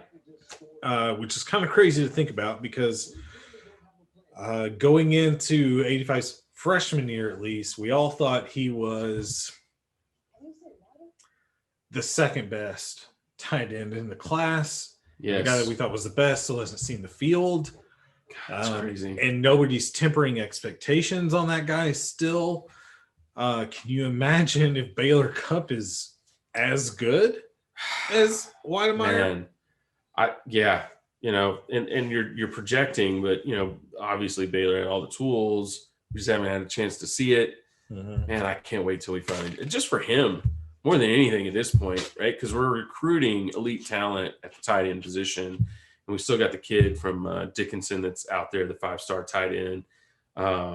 That's Wiedemeyer's hometown, right? Like they're from the same place. Yeah, they are. He's still out there, and you hope that Baylor Cup gets to come back and play some football for A&M. Yeah. Right. Like that opportunity is there, and it's not that a bunch of talent comes in, he doesn't get to play. I don't think that at all. I just think by the time you get to being a junior in college, your decision making might be a little different. You never know what's going to happen, and I just hope for the kid he gets to come back and play because he's all the talent in the world. Kid deserves to get to play some football, and God, you can see what Jimbo Fisher can do with great tight end talent. I want more than one. Yeah, I would love to see two on the I field at the same time. I want to see guys that can line up at tight end and block and run those routes, and then I want to see tight ends that can even split out, and stretch the defense out a little bit and use that size to their advantage too. Yeah. It's just, man, the sky's the limit for this offense with the right kind of talent. Especially in the college game where the linebacker talent across the nation is just not that deep. Yep. And neither is the tight end talent, right? But so when you're lucky enough to have two that are really good, the kinds of mismatches you're going to get week in and week out are ridiculous. And I would love to see it. Yeah. So I agree with you on what we can see there. And, for a while, the tight end, remember, tight end was not a big player in college football. We kind of went through that cycle. And I remember when Jimbo came here and he said, we're going to bring the tight end back. And everybody, was like, well, we don't have anybody. And then you go out and you get, goodness gracious, Sternberger playing for the Packers these days. And he comes in and he's not your traditional tight end. He's not as big of a guy and that huge athlete, that 6'5" guy. But good enough in the blocking game. Yeah, really good blocker. Yep. And kind of that hybrid, really. He was a guy that you could have just as easily, I think, put out in the slot and played wide receiver almost full time because he was quick enough. But by getting him inside and getting those mismatches, could dominate a football game. We saw that happen a few times. But now you're really seeing what Jimbo really wants to do with the tight end position. So, would love to see that carried forward. God, now we're watching Georgia and Kentucky highlights. What a mess of a game this was. We talked a little bit about it earlier. This was a 14-3 game. There he is in his hutch pads, scoring a running touchdown. Stetson in the fourth. Yeah, this was ugly, man. This was, how ugly can you make it? Now, they scored on this wide open guy out of the backfield, somehow slips through, gets downfield. Oh, they didn't score. Sorry. How many times has Stetson played Augusta National? Well, first of all, he played it every day in high school, right? I'm just assuming. So how many days has he not played Augusta National? For sure. It was a terrible point. Look at him. Oh, Oh, he that's throws. and somehow that gets completed. Goodness gracious. How inept is Kentucky on offense? Boy, they can win ugly. They can win ugly. Wow. Sometimes I got to admit. The sign for your team's second touchdown in the third quarter, is that the equivalent of the Leon O'Neal, The jawing about his over celebration about the 20, the as he makes a tackle incomplete. On the ball that hit the turf. Yeah, even though the guy was wide open. It might be. You might be right about that. Yeah, you might be. Oh, come on, Bennett, post-game rap. The fourth. Let's go. Post-game. I've never cheered for the post-game rap this hard in my life. Here's an interesting thread. It's titled Killer Instinct. Oh. Please. Oh. MJ Schiller, Hall of Famer, 12th man donor. It's a simple question. Where was Jimbo's Killer Instinct? Where was it?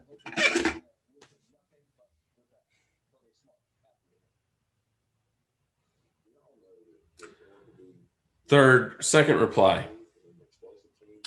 First, hang on, back up. Where was Jimbo Fisher's Killer Instinct? 10 stars. Okay. 10 stars in the last 2.5 hours. Second reply. Fisher doesn't have Killer Instinct. Hang on. He just wins games. 65 stars. All right. I love it. 65 stars. And this is great. Okay.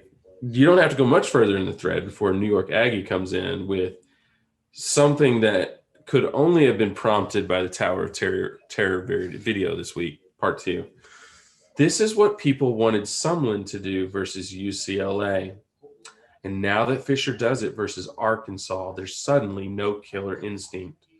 Fisher did what was necessary to win the game with the least amount of risk. That's taking it a little too far, don't you think? Yes. Absolutely. Oh, thank you for agreeing. Yeah, I agree. You agree. Oh, I'm sorry. I forgot. My note card said I had to disagree with you there, Skip. That's right. Well, boys, it's now almost 1 o'clock in the morning. We don't have a post-game wrap. How long do we go? I don't know. The real question How is, long have we been going? Let's check in on the stats. Let's go to the scoreboard. Since 9:54 p.m., it is now 12:40 in the morning. So we're closing in on 3 hours on the Meltdown show, Aggie versus Piggies, with probably a total of like 5 viewers. Thank you guys so much. 5. Thank you guys. Average. We've been going 3 hours. Entertaining ourselves. 3 hours. 3 hours. The average watch time is 3 hours and 43 minutes. No. Oh, that's got to be 3 minutes and 43 seconds. What did I say? What did you I said say? 3 hours and 43 minutes. It's late, man. That's what I meant. 3 minutes and 43 seconds. Does this mean 120 people checked into this at some point? Hey, man. Desperate times call for desperate measures. You guys were really waiting on that post-game wrap as well. So, well done. Somebody out there still watching, or they got it running. We know Brendan was going for like 2 hours. So Brendan hung with us a while. The real average is like 30 seconds. Yes. I kind of think maybe we should jump in on the Horn Meltdown thread. Horn Meltdown? Yeah, sure. Yeah, why not? I am genuinely curious because obviously they probably are trying to figure out right now how they can backdoor their way into the playoff, right? Oh, here's a good quote from the Tiers thread. Okay. SEC is down outside of Bama. which is why Texas needs to get its blank together and why Herman will be let go. The gap between the top 4 and the rest is as wide as it's ever been and growing yearly. Texas has the talent to get there, but it needs an overhaul across the board, most importantly, mentally from the top down when it comes to a commitment to winning. Beautiful. It was beautiful.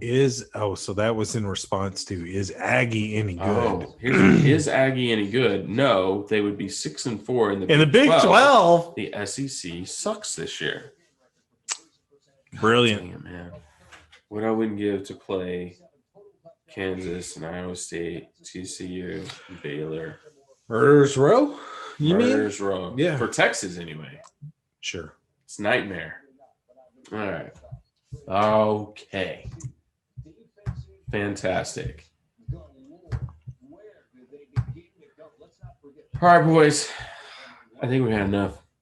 I think we got to call it. Thank you, guys. If anybody actually pulls this up tomorrow and watches this and gets to this point, you got some serious problems. Let's be honest. Bigger problems than even we have, because we hung with it for 3 hours. 3 hours. Yeah, but it was fun. Had fun because there's the deal. This is what we do anyway. It's just this time we try to put a camera in front of it. Right. Okay. Yeah. You know, it's sad. It's pathetic, but it's what we do. We Yeah. pay our money every month to live and die by the decisions and the plays that a bunch of 18-year-old kids make. Yes. And that's okay. All right, guys. Thanks a lot for checking out. The live stream is over.